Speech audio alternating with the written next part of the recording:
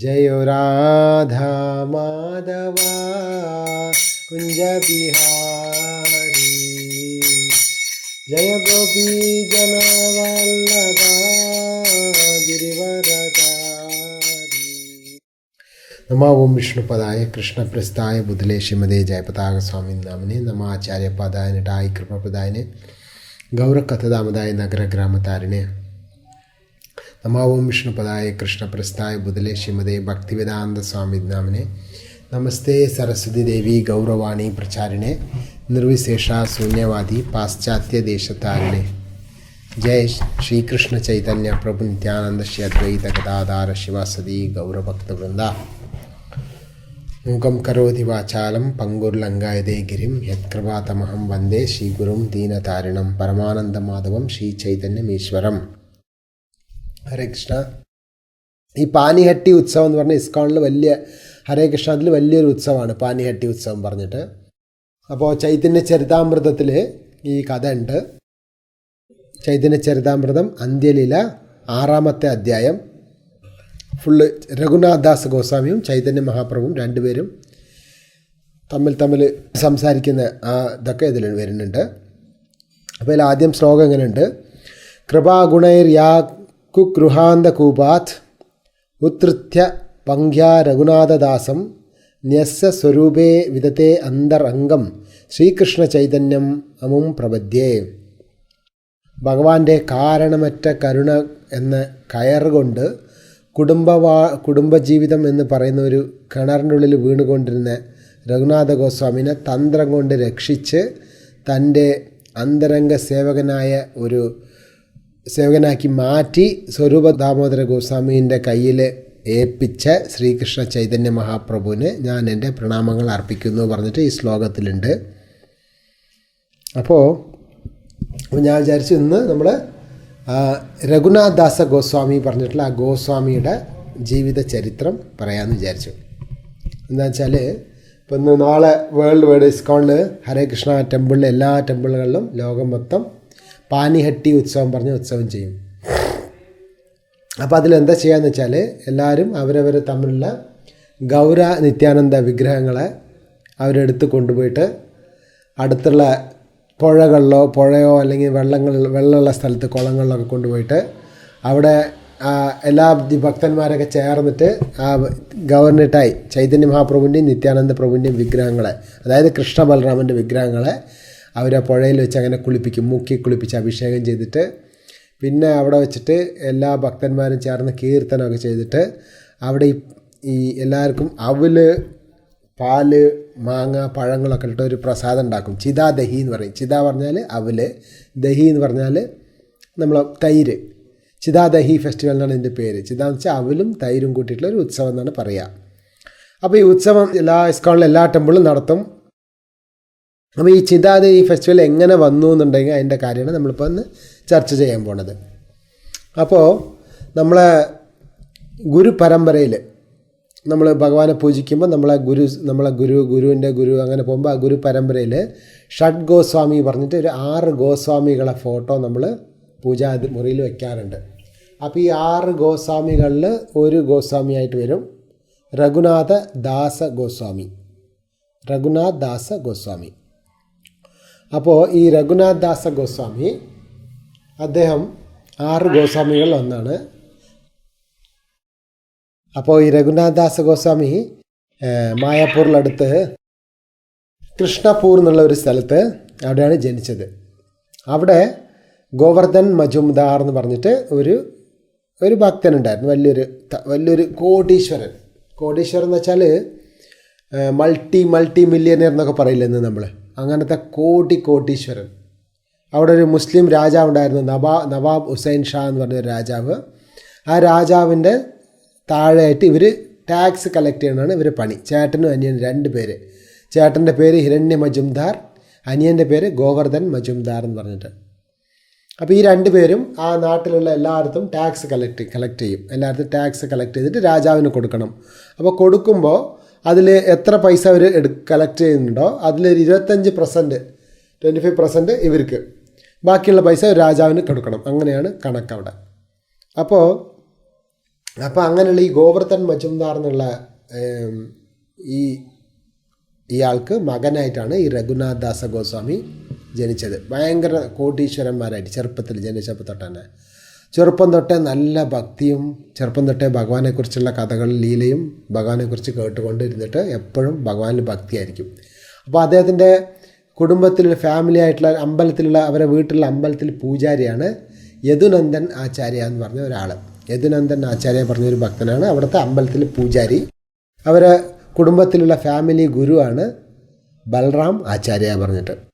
അപ്പോൾ ഈ ബൽറാം ആചാര്യ പറഞ്ഞാൽ ആരാന്ന് വെച്ചാൽ അദ്ദേഹം നാമാചാര്യ ഹരിദാസ് താഗൂർ എന്ന് കേട്ടിട്ടുണ്ടോ? ഹരിദാസ് താഗൂർ 24 മണിക്കൂറും ജപം ചെയ്യുന്ന മഹാഭക്തനായിരുന്നു ഹരിദാസ് താഗൂർ. അദ്ദേഹം ഒരു മുസ്ലിം കുടുംബത്തിൽ ജനിച്ചതാണെങ്കിലും എപ്പോഴും ഹരിനാമം ജപിച്ചതുകൊണ്ട് അദ്ദേഹം നാമത്തിന് ആചാര്യയായി മാറ്റി ചൈതന്യ മഹാപ്രഭു ഹരിദാസ് താഗൂറിനെ. അപ്പോൾ ആ ഹരിദാസ് താഗൂറിൻ്റെ ഗുണങ്ങളും നലങ്ങളും ഇതൊക്കെ ഇതിൽ നമ്മൾ ചൈതന്യ ചരിതാമൃതത്തിൽ അതിലൊക്കെ കുറേ പറയാറുണ്ട്. അതിനെപ്പറ്റി നമ്മൾ ഒരു ദിവസം സെപ്പറേറ്റ് ആയിട്ട് പറയാം, ഹരിദാസ് താഗൂറിൻ്റെ ലീല. അപ്പോൾ ഈ ഹരിദാസ് താഗൂറിൻ്റെ ക്ലോസ് ആയിട്ടുള്ള ഒരാളാണ് ഈ ബലറാം ആചാര്യ. അപ്പോൾ ഈ ബലറാം ആചാര്യ എപ്പോഴും ഈ ഹരിനാമം ജപിക്കുന്നത് കൊണ്ടുള്ള മഹിമ എന്താണ്, ഹരിദാസ് താഗൂർ എങ്ങനെ രാത്രിയും പകലും ഉറക്കൊഴിഞ്ഞിട്ടൊക്കെ ഇരുന്ന് ജപിച്ചുകൊണ്ടിരിക്കുന്നത് എങ്ങനെ, ആ കാര്യങ്ങളൊക്കെ ഇങ്ങനെ പറഞ്ഞിട്ട്, അതുപോലെ ചൈതന്യ മഹാപ്രഭുവിൻ്റെ ഭഗവാന്റെ സ്വർണ്ണവർണ്ണം, കൃഷ്ണൻ എങ്ങനെ നീല നിറത്തിൽ അവതരിച്ചോ അതുപോലെ ഭഗവാൻ ചൈതന്യ മഹാപ്രഭു എങ്ങനെ സ്വർണ്ണ നിറത്തിൽ അവതരിച്ചോ ഭഗവാന്റെ ലീലകളെക്കുറിച്ചൊക്കെ എപ്പോഴും ഈ ബലറാം ആചാര്യ ഈ രഘുനാഥ് ദാസ് ഗോസ്വാമി എന്ന് പറയും നമ്മളതിൽ, ആ രഘുനാഥ് ദാസിനൊക്കെ പറഞ്ഞു കൊടുക്കും. അപ്പോൾ ചെറുപ്പം തൊട്ടേ കേട്ട് ചൈതന്യ മഹാപ്രഭുവിനെ കുറിച്ച് കേട്ടിട്ട് മനസ്സിലെപ്പോഴും ഒരേ ആഗ്രഹം, എപ്പോഴാണ് ഞാൻ പോയിട്ട് ആ ചൈതന്യ മഹാപ്രഭുവിനെ കാണുക, എപ്പോഴാണ് ഈ വീടൊക്കെ വിട്ടിട്ട് ചൈതന്യ മഹാപ്രഭുവിൻ്റെ ഒരു സേവകനായിട്ട് മഹാപ്രഭുവിൻ്റെ കൂടെ ഞാൻ എപ്പോഴായിരിക്കുക പറഞ്ഞിട്ട് എപ്പോഴും ആഗ്രഹമായിരിക്കും. അപ്പോൾ ചൈതന്യ മഹാപ്രഭു പറഞ്ഞാൽ കൃഷ്ണൻ്റെ കരുണാ അവതാരം എന്ന് പറയും. 500 വർഷം മുന്നേ ഭഗവാൻ ശ്രീകൃഷ്ണൻ തന്നെ ഈ എങ്ങനെയാണ് ഭക്തി ചെയ്യേണ്ടതെന്ന് കാണിച്ചു കൊടുക്കാൻ വേണ്ടി ഭഗവാൻ തന്നെ ഒരു ഭക്തൻ്റെ രൂപത്തിൽ വന്നതാണ് ചൈതന്യ മഹാപ്രഭു. അപ്പോൾ ഈ ഭഗവാന്റെ അവതാരങ്ങളെക്കുറിച്ചൊക്കെ നമ്മൾ വെറുതെ ആരെങ്കിലും കുറിച്ച് ഭഗവാനാണെന്ന് പറയാൻ പറ്റില്ല. ഭഗവാന്റെ അവതാരം എന്നുണ്ടെങ്കിൽ അതിനെക്കുറിച്ച് ശാസ്ത്രങ്ങളിലുണ്ടാകും, പുരാണങ്ങളിലുണ്ടാവും, കഥകളിലും എല്ലാ സ്ഥലത്തും പറയപ്പെട്ടുണ്ടാവും. അപ്പോൾ ചൈതന്യ മഹാപ്രഭുവിനെ പറ്റി നമ്മൾ നോക്കിയാൽ വിഷ്ണു സഹസ്രനാമത്തിലുണ്ട് സുവർണ വർണ്ണോ ഹേമാങ്കോ വരാഹസ് ചന്ദനാംഗതി. മഹാപ്രഭുവിനെക്കുറിച്ച് വിഷ്ണു സഹസ്രനാമത്തിൽ പറയപ്പെട്ടിട്ടുണ്ട്. ഭഗവാന്റെ ശരീരം എങ്ങനെയായിരിക്കും? സ്വർണത്തിൻ്റെ കളറായിരിക്കും.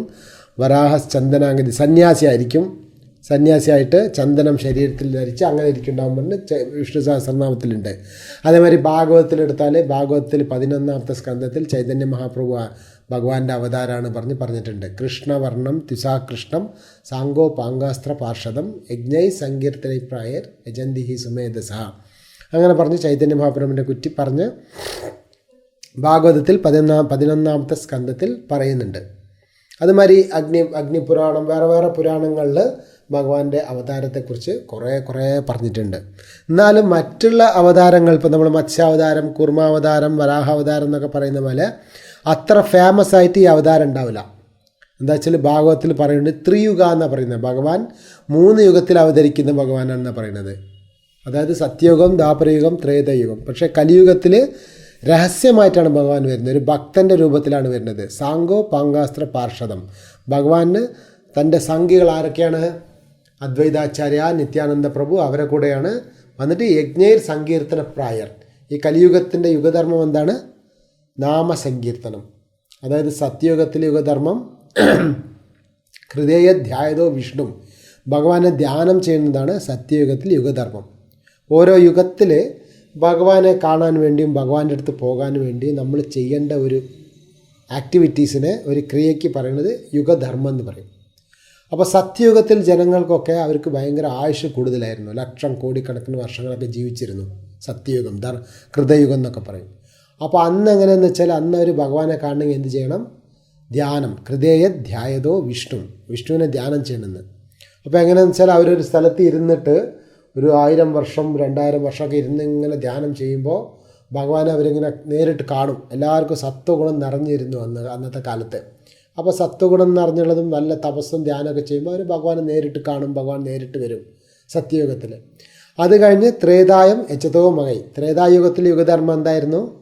യജ്ഞങ്ങൾ, ഹോമങ്ങൾ ചെയ്യുക. ഭഗവാന്റെ സംതൃപ്തിക്ക് വേണ്ടി വലിയ വലിയ യജ്ഞങ്ങൾ, ഹോമങ്ങളൊക്കെ ചെയ്യുമ്പോൾ അവർ അഗ്നിയെ, തീനെ വിളിക്കാൻ വേണ്ടി തീപ്പെട്ടിയൊന്നും വേണ്ട അവർക്ക്.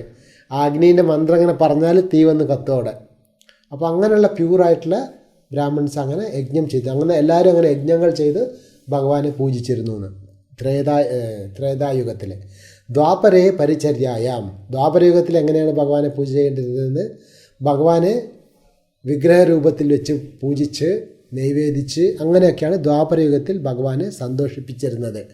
അപ്പോൾ ദ്വാപരയുഗത്തിൽ ഭഗവാനെ വെച്ചിട്ട് ഭഗവാന്റെ വിഗ്രഹത്തിന് മുന്നേ നൈവേദ്യം പ്ലേറ്റിങ്ങിന് വെച്ചിട്ട് ഭഗവാനെ ഇത് കഴിക്കണേ പറഞ്ഞ ഒരു മന്ത്രങ്ങൾ പറയുമ്പോൾ ഭഗവാൻ നേരിട്ട് വന്ന നൈവേദ്യം സ്വീകരിച്ചിട്ട് പോകുന്നു. അപ്പോൾ ദ്വാപരയുഗത്തിൽ മനുഷ്യന്മാർക്ക് 1000 വർഷമാണ് ആയുഷ്. അപ്പോൾ കൃഷ്ണൻ നോക്കിയാൽ 125 വർഷം ഉണ്ടായിരുന്നു. ഭീഷ്മർ നോക്കുകയാണെങ്കിൽ പഠിച്ചത് മാത്രം 540 വർഷം പഠിച്ചിട്ടുണ്ട്. അപ്പോൾ അവർക്ക് ആയുഷും കൂടുതൽ, അത്ര പവിത്രമായിരുന്നു. അവരുടെ ഹൃദയത്തിൽ കൽമഷങ്ങളും കാമക്രോധാദികൾ ദോഷങ്ങളും കുറഞ്ഞിരുന്നു. പക്ഷേ കലിയുഗം വന്നപ്പോൾ മനുഷ്യന്മാരെ ആയുഷ് വളരെ കുറവായി. 100 വർഷമാണ് കണക്ക് കൂടുതലുണ്ടെങ്കിൽ. അപ്പോൾ ഇങ്ങനെയുള്ള ഒരു സമയത്ത് അവർ ചെയ്ത മാതിരി യജ്ഞങ്ങൾ ചെയ്യാനോ പൂജകൾ ചെയ്യാനോ അല്ലെങ്കിൽ ധ്യാനം ചെയ്യാനോ ഉള്ള ശക്തി മനുഷ്യന് നഷ്ടപ്പെട്ടു പോയിരിക്കുകയാണ്. അപ്പോൾ ഭഗവാൻക്ക് എന്ത് ചെയ്തു? കലിയുഗത്തിന് യുഗധർമ്മം കലൗ തത് ഹരികീർത്തനാത്. ശാസ്ത്രങ്ങൾ ക്ലിയർ ആയിട്ട് പറയുന്നുണ്ട്. കലിയുഗത്തിൽ ഇങ്ങനെ വേറെ വേറെ ഇതൊന്നും ചെയ്യേണ്ട ആവശ്യമില്ല. യജ്ഞമോ ധ്യാനമോ തപസ്സൊന്നും ചെയ്യേണ്ട ആവശ്യമില്ല. കലിയുഗത്തിൽ ചെയ്യേണ്ടത് എന്താണ്? കലൗ തത് ഹരികീർത്തനാത്. കലിയുഗത്തിൽ കേവലം ഭഗവാന്റെ നാമസങ്കീർത്തനം. എപ്പോഴും നമ്മൾ ഹരേ കൃഷ്ണ കൃഷ്ണ കൃഷ്ണ ഹരേ ഹരേ, ഹരേ രാമ രാമ രാമ ഹരേ ഹരേ പറഞ്ഞ് ഭഗവാന്റെ ഈ നാമജപം മാത്രം ചെയ്യുന്നത് കൊണ്ട്, പണ്ട് കാലത്ത് സത്യയുഗത്തിൽ അവർ തപസ് കൊണ്ട് എന്തൊക്കെ ഫലം കിട്ടിയോ, ത്രേതായുഗത്തിൽ യജ്ഞങ്ങൾ കൊണ്ട് എന്തൊക്കെ ഫലം കിട്ടിയോ, ദ്വാപരയുഗത്തിൽ ഭഗവാനെ പൂജിക്കുന്നത് കൊണ്ട് എന്തൊക്കെ ഫലം കിട്ടിയോ, അതിനേക്കാളും കൂടുതൽ ഫലം നമുക്ക് കേവലം ഈ ഹരിനാമത്തെ ജപിക്കുന്നത് കൊണ്ട് തന്നെ കിട്ടുന്ന ശാസ്ത്രങ്ങളുടെ ഒക്കെ ചുരുക്കം. അതാണ് പൂന്താനം നമുക്ക് ജ്ഞാനപ്പാനയിൽ പറയുന്നുണ്ടല്ലോ. യുഗം 4 നല്ല കലിയുഗം, സുഖമേ തന്നെ മുക്തി വരുത്തുവാൻ. കൃഷ്ണ, യുഗം 4 നല്ലത് ഏതാണ്? കലിയുഗമാണ് അത്രേ. എന്നുവെച്ചാൽ കലിയുഗത്തിൽ അവരന്മാർ കഷ്ടപ്പെട്ട് ഇരുന്നിങ്ങനെ ധ്യാനം ചെയ്യേണ്ട ആവശ്യമില്ല. കുറേ പൈസകൾ ചിലവാക്കി നെയ്യൊഴിച്ച് യജ്ഞങ്ങൾ ചെയ്യേണ്ട ആവശ്യമില്ല. സുഖമായി തന്നെ കൃഷ്ണ രാമ ഗോവിന്ദ ഇതങ്ങനെ ഭഗവാന്റെ നാമം ഇങ്ങനെ വായു കൊണ്ട് വിളിച്ചാൽ മതി. അതിന് ഒരു റൂൾസും ഇല്ലയെന്ന്. അതിന് ബ്രാഹ്മണനായിരിക്കണം എന്ന് ആവശ്യമില്ല, ഈ വലിയ കുടുംബത്തിൽ ജനിച്ചിരിക്കണം എന്ന് ആവശ്യമില്ല, പൈസയ്ക്ക് ചിലവില്ല, ഒന്നുമില്ല. വളരെ സിമ്പിളായിട്ട് ഭഗവാന്റെ നാമത്തെ ഹരേ കൃഷ്ണ കൃഷ്ണ കൃഷ്ണ ഹരേ ഹരേ, ഹരേ രാമ രാമ രാമ ഹരേ ഹരേ അങ്ങനെ ജപിച്ചാൽ മാത്രം മതിയെന്ന്. അപ്പോൾ ഈ ഹരിനാമത്തിൻ്റെ മഹാത്മ്യത്തിന് ഈ കലിയുഗത്തിൽ പ്രചാരം ചെയ്യാൻ വേണ്ടി, പ്രചരിപ്പിക്കാൻ വേണ്ടി ഭഗവാൻ തന്നെ ശ്രീ ചൈതന്യ മഹാപ്രഭുവായിട്ട് 500 വർഷം മുന്നേ അവതരിക്കുകയാണ് ചെയ്തത്. അപ്പോൾ ഈ ചൈതന്യ മഹാപ്രഭു വന്നപ്പോൾ ഭഗവാന്റെ കൂടെ തന്നെ ഭഗവാന്റെ സഹചരന്മാരായിട്ട് കൃഷ്ണൻ ചൈതന്യ മഹാപ്രഭുവായിട്ട് വന്നു, ബലറാമൻ നിത്യാനന്ദ പ്രഭുവായിട്ട് വന്നു. അങ്ങനെ അവിടെയുള്ള വൃന്ദാവനത്തിലുള്ള ഗോപികൾ ഗോപപാലന്മാർ, കൃഷ്ണലീലയിലുള്ള അവരൊക്കെ ഈ ചൈതന്യ മഹാപ്രഭുവിൻ്റെ ലീലയിൽ വേറെ വേറെ ഭക്തന്മാരായിട്ട് അവതരിച്ചിരുന്നു. അപ്പോൾ അങ്ങനെ വന്നതിൽ അഷ്ടസഖികളുണ്ടല്ലോ, കൃഷ്ണൻ്റെ വൃന്ദാവനത്തിലെ 8 സഖികൾ എന്ന് പറയും, മെയിനായിട്ടുള്ള ഗോപികമാർ. അവരൊക്കെ ഓരോരോ ഭക്തന്മാരായിട്ട് ഈ ചൈതന്യ മഹാപ്രഭുവിൻ്റെ ലീലയിൽ 500 വർഷം മുന്നേ അവതരിച്ചിരുന്നു. അപ്പോൾ അതിൽ ഈ അഷ്ടസഖികൾക്കും അവർക്കൊരു 8 പേര് മഞ്ജരി എന്ന് പറയും. മഞ്ചേരി അല്ല, മഞ്ചരി. അപ്പോൾ ആ മഞ്ചരികൾ 8 പേരുണ്ട്. അവർ രൂപമഞ്ജരി, രതിമഞ്ജരി, ലവംഗമഞ്ജരി, ഗുണമഞ്ജരി അങ്ങനെ പറഞ്ഞിട്ട് വേറെ വേറെ പേരിലുണ്ട്. മഞ്ജരി എന്ന് വെച്ചാൽ അവർ എപ്പോഴും 9 വയസ്സിൽ ചെറിയ കുട്ടികളായിരിക്കും. അവരെപ്പോഴും ഈ സഖികൾക്ക് സേവ ചെയ്യുന്ന മഞ്ജരി എന്ന് പറയാം. അപ്പോൾ ഈ മഞ്ജരികളൊക്കെ അവരും ഈ ചൈതന്യ മഹാപ്രഭുവിൻ്റെ ലീലയിൽ അവതരിച്ചിരുന്നു. അപ്പോൾ അതിൽ 8 പേര് പ്രധാനമായിട്ട് സേവ ചെയ്യുന്ന 8 പേര് അവരൊക്കെയാണ് ഈ ഗോസ്വാമികളായിട്ട് അവതരിച്ചത്. നമ്മൾ 6 ഗോസ്വാമികളായിട്ട് നമ്മൾ വിഗ്രഹത്തിൽ പൂജ ചെയ്യില്ലേ, 6 ഷഡ് ഗോസ്വാമി പറഞ്ഞിട്ട്. 6 ഗോസ്വാമികൾ ആരൊക്കെയാണ്? രൂപഗോസ്വാമി, സനാതൻ ഗോസ്വാമി, രഘുനാഥ് ദാസ് ഗോസ്വാമി, രഘുനാഥ് ഭട്ട ഗോസ്വാമി, ശ്രീ ജീവ ഗോസ്വാമി, ശ്രീ ഗോപാൽ ഭട്ട ഗോസ്വാമി. അപ്പോൾ നമ്മൾ ഈ 6 പേരെ പേര് നമ്മൾ എപ്പോഴും എഴുതി വെച്ച് ഓർമ്മ വെച്ചിരിക്കണം. നമ്മളെ വൈകുണ്ഠത്തേക്ക് കൃഷ്ണൻ്റെ അടുത്ത് കൊണ്ടുപോകുന്ന ആൾക്കാരല്ലേ മെയിനായിട്ട് ഇവർ.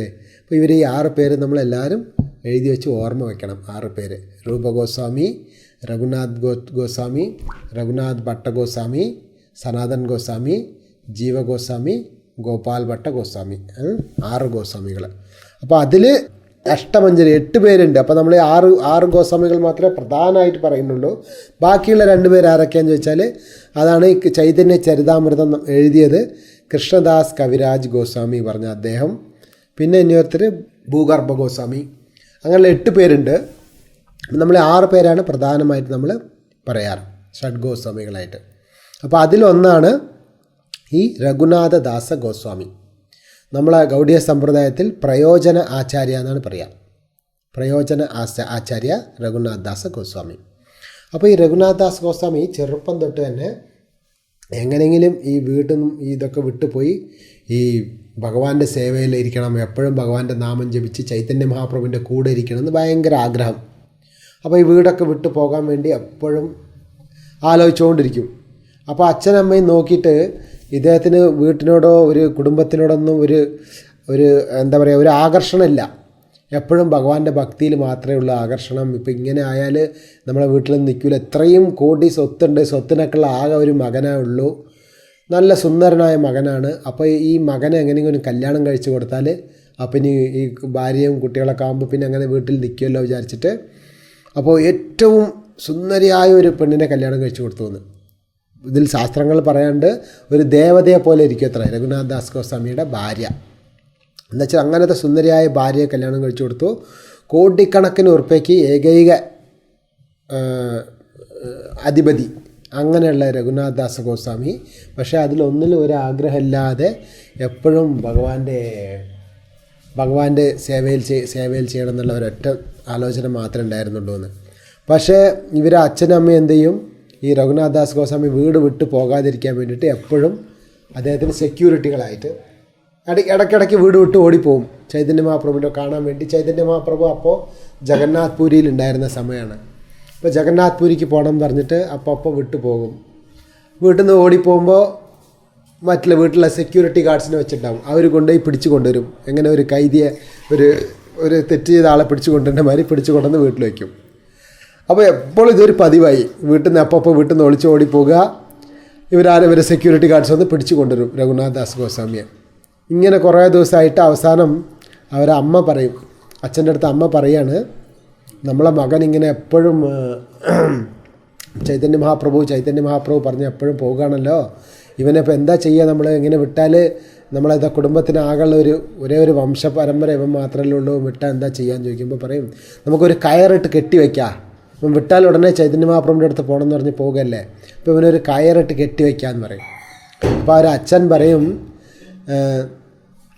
സാധാരണ ഒരു മനുഷ്യനെ കെട്ടുന്ന ഒരു വലിയൊരു കെട്ടാണ് ഈ ഭാര്യയും ഇത്രയും പൈസയും സ്വത്തുക്കളൊക്കെ ഉണ്ടല്ലോ, ഇത്രയും സുന്ദരിയായ ഒരു ഭാര്യയും ഇത്രയും കോടിക്കണക്കിന് ഉറുപ്പികയുടെ സ്വത്തുക്കളും ഇതൊക്കെ ഉണ്ട്, ഈ നല്ല പേരും നല്ല ഒക്കെ ഉണ്ട്, ഇതൊക്കെ വെച്ച് ഈ സാധനങ്ങളൊന്നും ഒരാളെ കെട്ടാൻ പറ്റിയില്ലെങ്കിൽ ഏതൊരു സാധനം കൊണ്ട് കയർ കൊണ്ട് അവനെ കെട്ടാൻ പറ്റില്ല.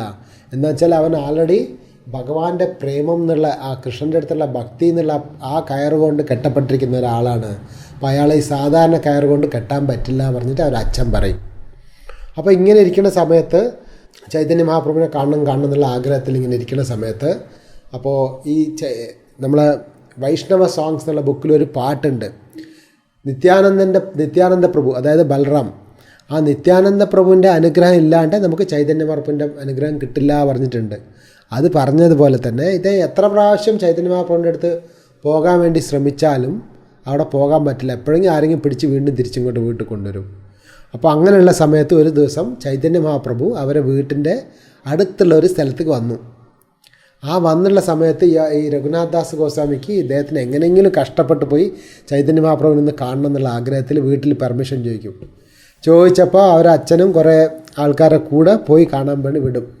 മഹാപ്രഭുവിൻ്റെ കാലിൽ പോയി വീണിട്ട് നമസ്കരിച്ചിട്ട് പറയും, ഭഗവാനെ എന്നെയും കൂടെ ഒന്ന് ഡെലിവർ ചെയ്യണേ, ഞാനും നിങ്ങളെ കൂടെ വരികയാണ് എന്നൊക്കെ പറഞ്ഞപ്പോൾ അപ്പോൾ ചൈതന്യ മഹാപ്രഭു പറയും, നീ നിൻ്റെ മർക്കട വൈരാഗ്യം, അതായത് വെറും ഇങ്ങനെ വൈരാഗ്യം എന്ന് വെച്ചാൽ എന്താ പറയുക, ഈ ഡിറ്റാച്ച്മെൻറ്റ്, ഈ വെറുതെ പുറത്തേക്ക് കാണുന്ന ഒരു തപസ് അങ്ങനെയല്ല വേണ്ടത്. അകത്ത് നമ്മൾ ഫുള്ളായിട്ട് ഭഗവാന്റെ മേലെ പ്രേമവും സ്നേഹവും വേണം. പുറത്ത് വന്നിട്ട് ഇങ്ങനെ വലിയ സന്യാസിയെ പോലെ കാണിക്കുകയല്ല വേണ്ടത്. ഇപ്പോൾ കുരങ്ങുകളുണ്ടല്ലോ, മർക്കട വൈരാഗ്യം എന്ന് പറഞ്ഞാൽ കുരങ്ങിൻ്റെ വൈരാഗ്യം എന്ന് പറയും. അതായത് ഈ കുരങ്ങുകൾ കാട്ടിലാണ് താമസിക്കുന്നത്. ഇപ്പോൾ വലിയ വലിയ സന്യാസികൾ യോഗികളൊക്കെ എങ്ങനെ കാട്ടിലല്ലേ താമസിക്കുക. അപ്പോൾ ഈ കുരങ്ങും കാട്ടിലാണ് താമസിക്കുക. കുരങ്ങ് എന്താ തിന്നുക? വെറും പച്ചക്കറികളും പഴങ്ങളും മാത്രമേ കഴിക്കാറുള്ളൂ. അപ്പോൾ വസ്ത്രം കൂടെ ധരിക്കാറില്ല. അപ്പോൾ വലിയ വലിയ സന്യാസികൾ അങ്ങനെ അത് എങ്ങനെയാണ്, അവരും കാട്ടിൽ തന്നെ വസ്ത്രമൊന്നും ധരിക്കാതിരിക്കും. ചില സമയത്ത് വെറും പഴങ്ങൾ മാത്രമേ കഴിക്കാറുള്ളൂ, കാട്ടിലാണ് താമസിക്കുക. പക്ഷേ കുരങ്ങും അതുപോലെ തന്നെയാണ് ചെയ്യണത്. പക്ഷേ കുരങ്ങ് എന്ത് ചെയ്തുകൊണ്ടിരിക്കും? ഒക്കെ കാട്ടിലാണ് താമസിക്കുന്നത്, വെറും പഴങ്ങളൊക്കെ തിന്നുകയാണെങ്കിൽ 24 മണിക്കൂറും എങ്ങനെയാണ് കാമം അനുഭവിക്കുക, അങ്ങനത്തെ ആലോചനയിലായിരിക്കും കുരങ്ങ്. പക്ഷേ അതുപോലത്തെ തപസ് അല്ല നീ ചെയ്യേണ്ടത്. നീ പുറത്തേക്ക് വന്നിട്ട് വെറും ഒരു സാധാരണക്കാരന്മാർ, വലിയൊരു കച്ചവടക്കാരന്മാരി, ഒരു പണക്കാരന്മാരി അഭിനയിക്കുകയാണ് വേണ്ടത് പുറത്ത്. അകത്ത് നിൻ്റെ ഹാർട്ടിൻ്റെ ഉള്ളിൽ എപ്പോഴും നീ രാധാകൃഷ്ണനോട് വെച്ച് പൂജിച്ചുകൊണ്ടിരിക്കണം. പുറത്തേക്ക് വന്നൊരു സാധാരണ ഒരു ഭൗതികമായ വ്യക്തി പോലെ അഭിനയിച്ച് അകത്ത് വന്നിട്ട് എപ്പോഴും നീ ഭഗവാനെക്കുറിച്ച് ധ്യാനിച്ചുകൊണ്ടിരിക്കണം പറഞ്ഞ് ചൈതന്യ മഹാപ്രഭു പറയും. അപ്പോൾ അത് കേട്ടിട്ട് അതിൻ്റെ ശേഷം രഘുനാഥ് ദാസ് ഗോസ്വാമി വീട്ടിൽ പോയിട്ട് വെറും ഒരു പൂർത്തിയായിട്ടുള്ളൊരു ഭൗതിക വ്യക്തിയെ പോലെ പ്രവർത്തിക്കും. അതായത് എങ്ങനെയാണെന്ന് വെച്ചാൽ നല്ല പൈസ ഉണ്ടാക്കുന്ന ഒരു കച്ചവടക്കാരൻ്റെ മാതിരി വീട്ടിലെപ്പോഴും വലിയ ഈ വീട്ടിലത്തെ കുടുംബത്തിലുള്ള സാധനങ്ങൾ, ഈ കച്ചവടവും കാര്യങ്ങളൊക്കെ നോക്കി നടന്ന് അങ്ങനെ ഒരു സാധാരണ ഭൗതിക വ്യക്തി പോലെ അഭിനയിക്കും. പക്ഷേ അകത്തെന്താണ്? എപ്പോഴാണ് കൃഷ്ണൻ്റെ അടുത്ത് പോകണം, എപ്പോഴാണ് ചൈതന്യ മഹാപ്രഭുവിൻ്റെ അടുത്ത് പോകണം, ഭഗവാന്റെ ഭക്തിനെ എപ്പോഴും രാധാകൃഷ്ണനെ പറ്റി വിചാരിച്ച് അങ്ങനെ ഇരിക്കും. അങ്ങനെ ഇരിക്കുന്ന സമയത്താണ് ഒരു ദിവസം ഈ രഘുനാഥ് ദാസ് ഗോസ്വാമിയുടെ വീട്ടിൻ്റെ അടുത്തുള്ള ഒരു സ്ഥലമാണ് പാനിഹട്ടി എന്ന് പറയും. ആ പാനിഹട്ടി എന്നുള്ള സ്ഥലം ഇപ്പോഴും നമ്മൾ ബംഗാൾ മായാപ്പൂരിൽ പോയാൽ അതിൻ്റെ അടുത്ത് കാണാം പാനിഹട്ടി എന്നുള്ള സ്ഥലം. ആ പാനിഹട്ടി എന്നുള്ള സ്ഥലത്ത് അവിടേക്ക് നിത്യാനന്ദ പ്രഭു വന്നു. നിത്യാനന്ദ പ്രഭു എന്ന് വെച്ചാൽ ആരാണ്? സാക്ഷാത്ത് ബലറാമൻ. അദ്ദേഹം എങ്ങനെയായിരിക്കും? നീല നിറത്തുള്ള മുണ്ടുടുത്ത് മേഘം പോലെ വെളുത്ത ശരീരമാണ് നിത്യാനന്ദ പ്രഭുവിൻ്റെ. സാക്ഷാത് ബലറാമൻ്റെ അവതാരമാണല്ലോ. 500 വർഷം മുന്നേ വന്നതാണ് നിത്യാനന്ദ പ്രഭു. അപ്പോൾ ഈ നിത്യാനന്ദ പ്രഭുവിനെ കാണാൻ വേണ്ടി രഘുനാഥ് ദാസ് ഗോസ്വാമി വീട്ടിൽ നിന്ന് പോയിട്ട് നിത്യാനന്ദ പ്രഭു കുറേ സഹചരന്മാരെ കൂടെ ഭക്തന്മാരെ കൂടെ ഇരുന്ന് കീർത്തനം ചെയ്തുകൊണ്ട് അവിടെ ഒരു മരത്തിൻ്റെ അടിയിൽ ഇരിക്കുന്നുണ്ടാവും നിത്യാനന്ദ പ്രഭു. കുറേ ഭക്തന്മാർ വേറെ മീനക്കേതന, രാമദാസ്, വലിയ വലിയ ഭക്തന്മാരൊക്കെ അടുത്തുണ്ട്, കുറേ പേരുണ്ട്. അപ്പോൾ അവരെ കൂട്ടത്തിൽ ഇരിക്കണ കണ്ടിട്ട് ഈ രഘുനാഥ് ദാസ് ഗോസ്വാമി കുറേ ദൂരെ നിന്നിട്ട് നമസ്കരിക്കും. അടുത്ത് പോവില്ല. അടുത്ത് പോകാനൊരു മടി. എങ്ങനെ ഞാൻ വെറും ഒരു ഭൗതികമായ വ്യക്തി, എങ്ങനെ ഞാൻ നിത്യാനന്ദ പ്രഭുവിൻ്റെ അടുത്ത് പോകാമെന്ന് വെച്ച് ദൂരെ നിന്നിങ്ങനെ നമസ്കരിക്കും. അത് കണ്ടിട്ട് ഒരു ഭക്തൻ പോയി നിത്യാനന്ദ പ്രഭുവിൻ്റെ അടുത്ത് പറയും, ഇതാ നിത്യാനന്ദ പ്രഭു നോക്കൂ, നിങ്ങൾക്ക് വേണ്ടി ഈ രഘുനാഥ് ദാസ് അവിടെ ദൂരെ നിന്ന് ഒളിഞ്ഞ് നമസ്കാരം ചെയ്യുന്നതെന്ന്. അപ്പോൾ നിത്യാനന്ദ പ്രഭുവിന് ഉടനെ അറിയാതെ നിത്യാനന്ദ പ്രഭു വിളിക്കുക, എവിടെ ആ കള്ളനെ ഇങ്ങോട്ട് വിളിക്കുക എന്ന് പറയും നിത്യാനന്ദ പ്രഭു തമാശയായിട്ട്. വിളിക്ക് പറയുമ്പോൾ രഘുനാഥ് ദാസ് ഗോസ്വാമി അടുത്ത് വരുമ്പോൾ നീ ഒരു കള്ളനെ പോലെ പ്രവർത്തിക്കുകയാണ്, നീ കള്ളനെ പോലെ ഒളിഞ്ഞിരുന്നിട്ട് എനിക്ക് നമസ്കരിക്കുകയാണ് അല്ലേ. നിത്യാനന്ദ പ്രഭു എങ്ങനെയാണെന്ന് വെച്ചാൽ എപ്പോഴും ഭയങ്കര തമാശയായിരിക്കും. ഭയങ്കര തമാശയും അവധൂത എന്നാണ് പറയുക. അപാരമായ കരുണയാണ് അത്ര നിത്യാനന്ദ പ്രഭു. ദീനഹീന, അതായത് എങ്ങനത്തെ മോശമായ ജീവികൾക്കും കരുണ കൊടുക്കും നിത്യാനന്ദ പ്രഭു. അപാരമായ കരുണയാണ്. അപ്പോൾ നിത്യാനന്ദ പ്രഭു പറയാണ് രഘുനാഥ് ദാസ് ഗോസ്വാമിയുടെ അടുത്ത്, നീ ഒരു കള്ളനെ പോലെ പ്രവർത്തിച്ചതുകൊണ്ട് ഞാൻ നിനക്കൊരു ശിക്ഷ തരാൻ പോവുകയാണ്. എന്താണ് ആ ശിക്ഷ എന്ന് വെച്ചാൽ, ഇവിടെ നിന്ന് വന്നിട്ടുള്ള ഇത്രയും ഭക്തന്മാർ, കുറേ ആയിരക്കണക്കിന് ഭക്തന്മാരുണ്ട്, അവർക്കൊക്കെ നീ ഇന്ന് നല്ല സദ്യ ഉണ്ടാക്കി കൊടുക്കണം. അതാണ് നിനക്ക് ശിക്ഷ എന്ന് പറയും.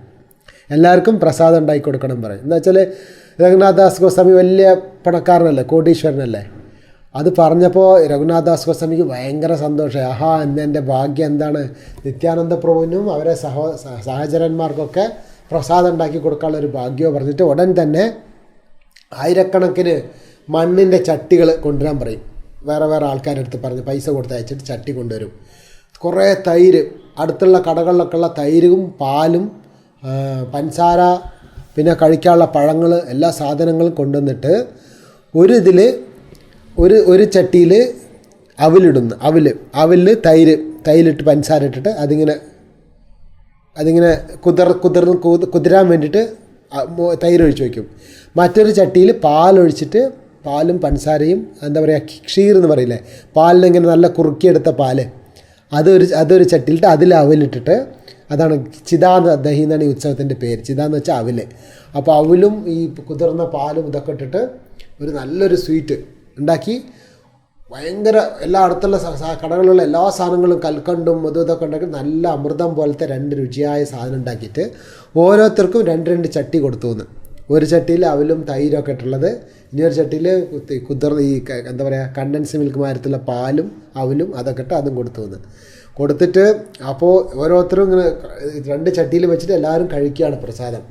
കഴിക്കുന്ന സമയത്ത് ഇവിടെ ഇങ്ങനെ ഭയങ്കരമായ പ്രസാദ വിതരണമൊക്കെ നടക്കണ്ടല്ലോ എന്ന് കേട്ടിട്ട് അടുത്തുള്ള ഗ്രാമത്തിൽ നിന്നൊക്കെ ആയിരക്കണക്കിന് ആൾക്കാർ വന്നു എന്ന്. വരുന്നവർക്കൊക്കെ രഘുനാഥ് ദാസ് ഗോസ്വാമി എല്ലാവർക്കും ഈ പ്രസാദം ഇങ്ങനെ കൊടുക്കുകയാണ്, എല്ലാവർക്കും ഇങ്ങനെ വിളമ്പി കൊടുക്കുകയാണ് പ്രസാദം. എന്നിട്ട് അത് കഴിക്കാൻ അവിടെ ആ സ്ഥലത്ത് പാനിഹട്ടി എന്നുള്ള സ്ഥലത്ത് ആൾക്കാർക്ക് ഇരിക്കാനൊന്നും സ്ഥലമല്ലാണ്ട് എല്ലാവരും കയ്യിൽ 2 ചട്ടിയും പിടിച്ചിട്ട് പുഴയിൽ നദിയിലോട്ട് ഇറങ്ങി നിന്ന് നദിയിൽ നിന്നുകൊണ്ട് കഴിക്കാൻ അത്ര പാനിഹട്ടിയിൽ. അപ്പോൾ അന്ന് അങ്ങനെ നിന്നുകൊണ്ട് അങ്ങനെ കഴിച്ചുകൊണ്ടിരിക്കുന്ന സമയത്ത് ചൈതന്യ മഹാപ്രഭു അവിടെ അവതരിക്കും. മഹാപ്രഭു എങ്ങനെ വന്നു വെച്ചാൽ വേറെ ആർക്കും കാണാൻ പറ്റുന്നില്ല, നിത്യാനന്ദ പ്രഭുവിന് മാത്രം കാണാൻ പറ്റുന്നുണ്ട്. അപ്പോൾ നിത്യാനന്ദ പ്രഭു അവിടെ ചൈതന്യ മഹാപ്രഭു അവിടെ അവതരിച്ചപ്പോൾ നിത്യാനന്ദ പ്രഭു കയ്യിൽ കുറച്ച് പ്രസാദം എടുത്തിട്ട് ചൈതന്യ മഹാപ്രഭുവിൻ്റെ വായിൽ വെച്ച് കൊടുക്കും. ചൈതന്യ മഹാപ്രഭു കുറച്ച് പ്രസാദം എടുത്തിട്ട് നിത്യാനന്ദ പ്രഭുവിൻ്റെ വായിൽ വെച്ച് കൊടുക്കും. അങ്ങനെ 2 സഹോദരന്മാർ 2 പേരും കഴിക്കും. എന്നിട്ട് എല്ലാ ഭക്തന്മാരും ചേർന്ന് സന്തോഷമായിട്ട് അവിടെ നിന്ന് കഴിച്ചിട്ട് എല്ലാവരും ചേർന്ന് നാമസങ്കീർത്തനം ചെയ്യും. നാമസങ്കീർത്തനം ചെയ്യുന്ന സമയത്ത് എല്ലാവർക്കും പ്രസാദം കൊടുത്തു. ആ ഫെസ്റ്റിവലാണ് നാളെ നമുക്ക് പാനിഹട്ടി ഫെസ്റ്റിവൽ എന്ന് പറഞ്ഞിട്ട് നമ്മൾ നാളെ ആഘോഷിക്കാൻ പോകുന്നത്. അപ്പോൾ എല്ലാവരും ഇങ്ങനെ അവലും തൈരും അതുമാതിരി അവലും പാലൊക്കെ ഇട്ടുള്ള പ്രസാദം ദൈവത്തിന് നിവേദിക്കാറുണ്ട്. അടുത്തുള്ള പുഴയിൽ പോയിട്ട് ചൈതന്യ മഹാപ്രഭു നിത്യാനന്ദ പ്രഭുവിൻ്റെ വിഗ്രഹം ഉണ്ടെങ്കിൽ ഇങ്ങനെ കുളിപ്പിക്കുക, അങ്ങനെയൊക്കെയാണ് ചെയ്യാറ്. ഇതാണ് ഈ പാനിഹട്ടി എന്നുള്ള ഉത്സവം. അപ്പോൾ പിന്നെ ഞാൻ അങ്ങനെ കണ്ടിന്യൂ ചെയ്യാണ് ഈ രഘുനാഥ് ദാസ് ഗോസ്വാമിയുടെ ജീവിതം, അതിനെക്കുറിച്ച് ചർച്ച ചെയ്യാണ്.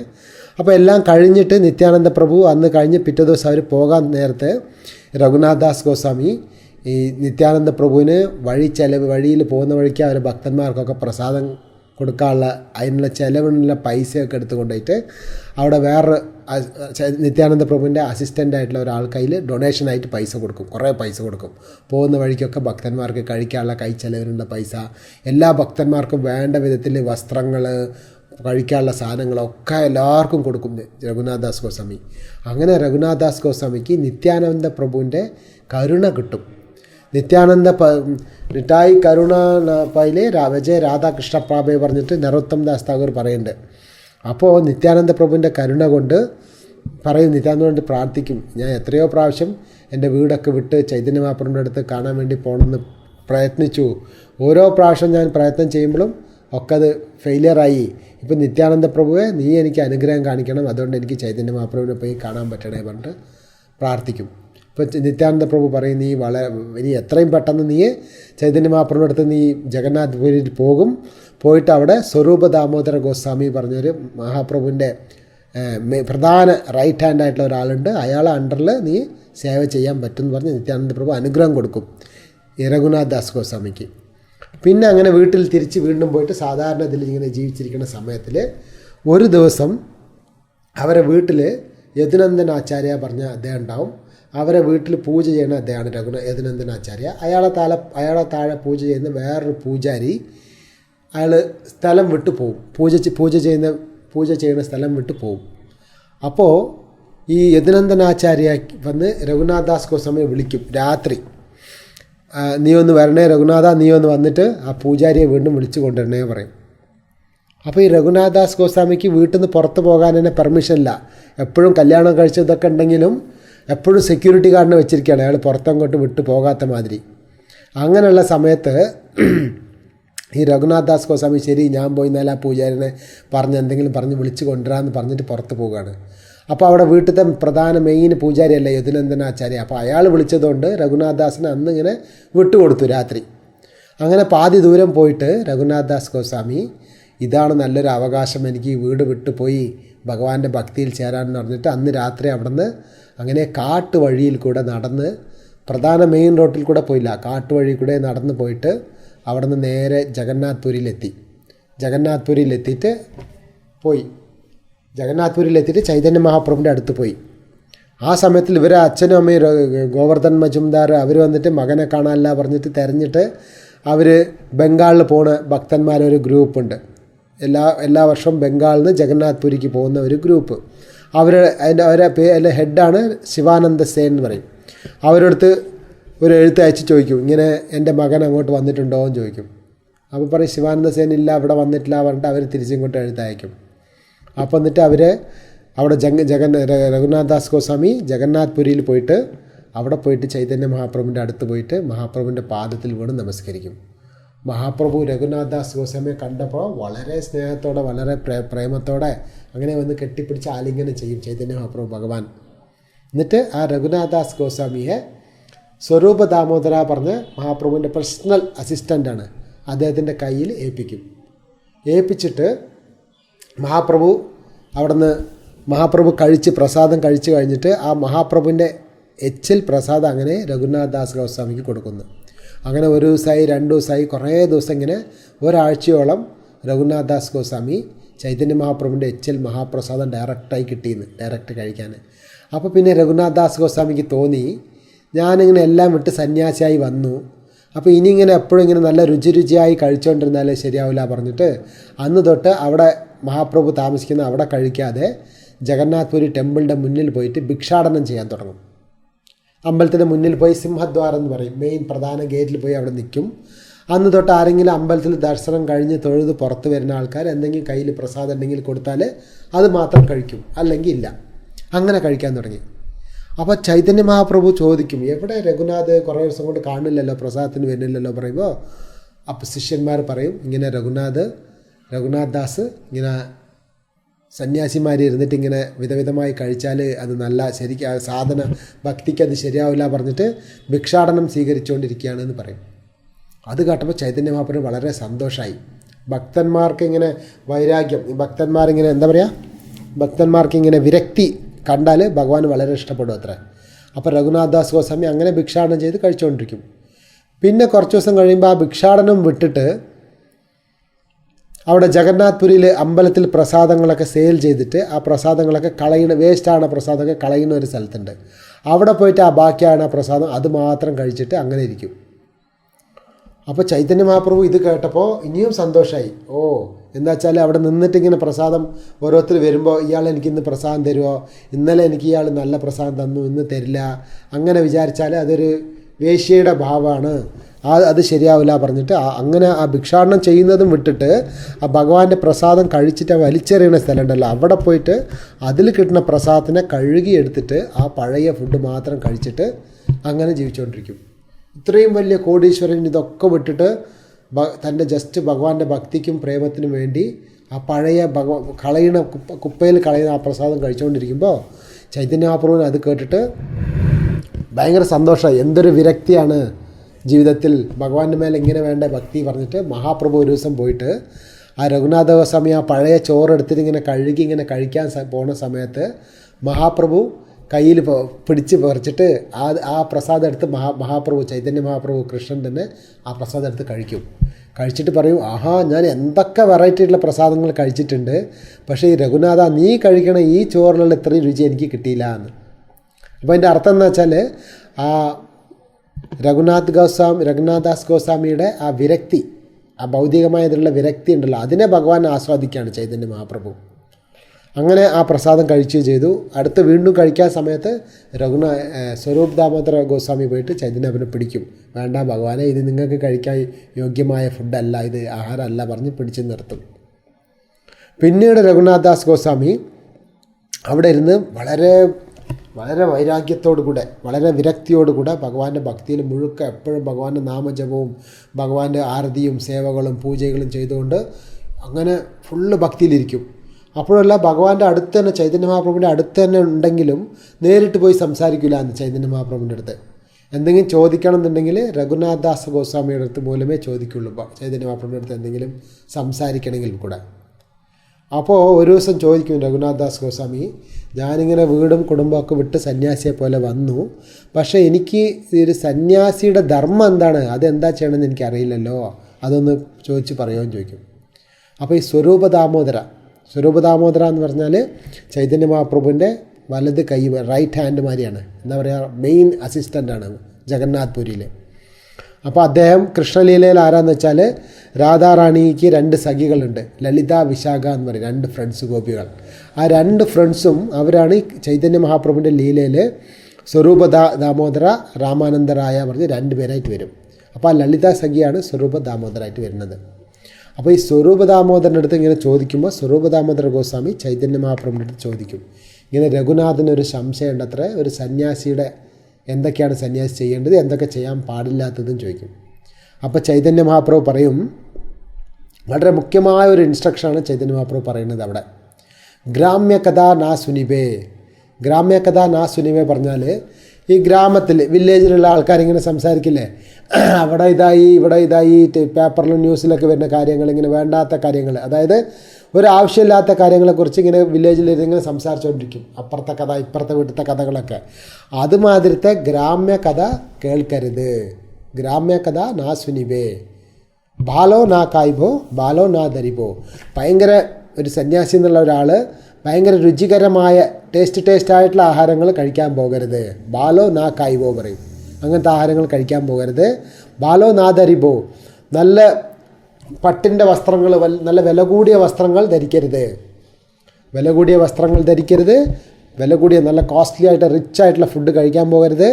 ഗ്രാമ്യകഥ നാ സുനിബേ. നമ്മളെപ്പോഴും ഭക്തന്മാരായിട്ടുള്ള ആൾക്കാർ ഇതിലൊക്കെ നമ്മൾ ശ്രദ്ധിക്കണം. ഗ്രാമ്യകഥ പറഞ്ഞാൽ എന്താണ്?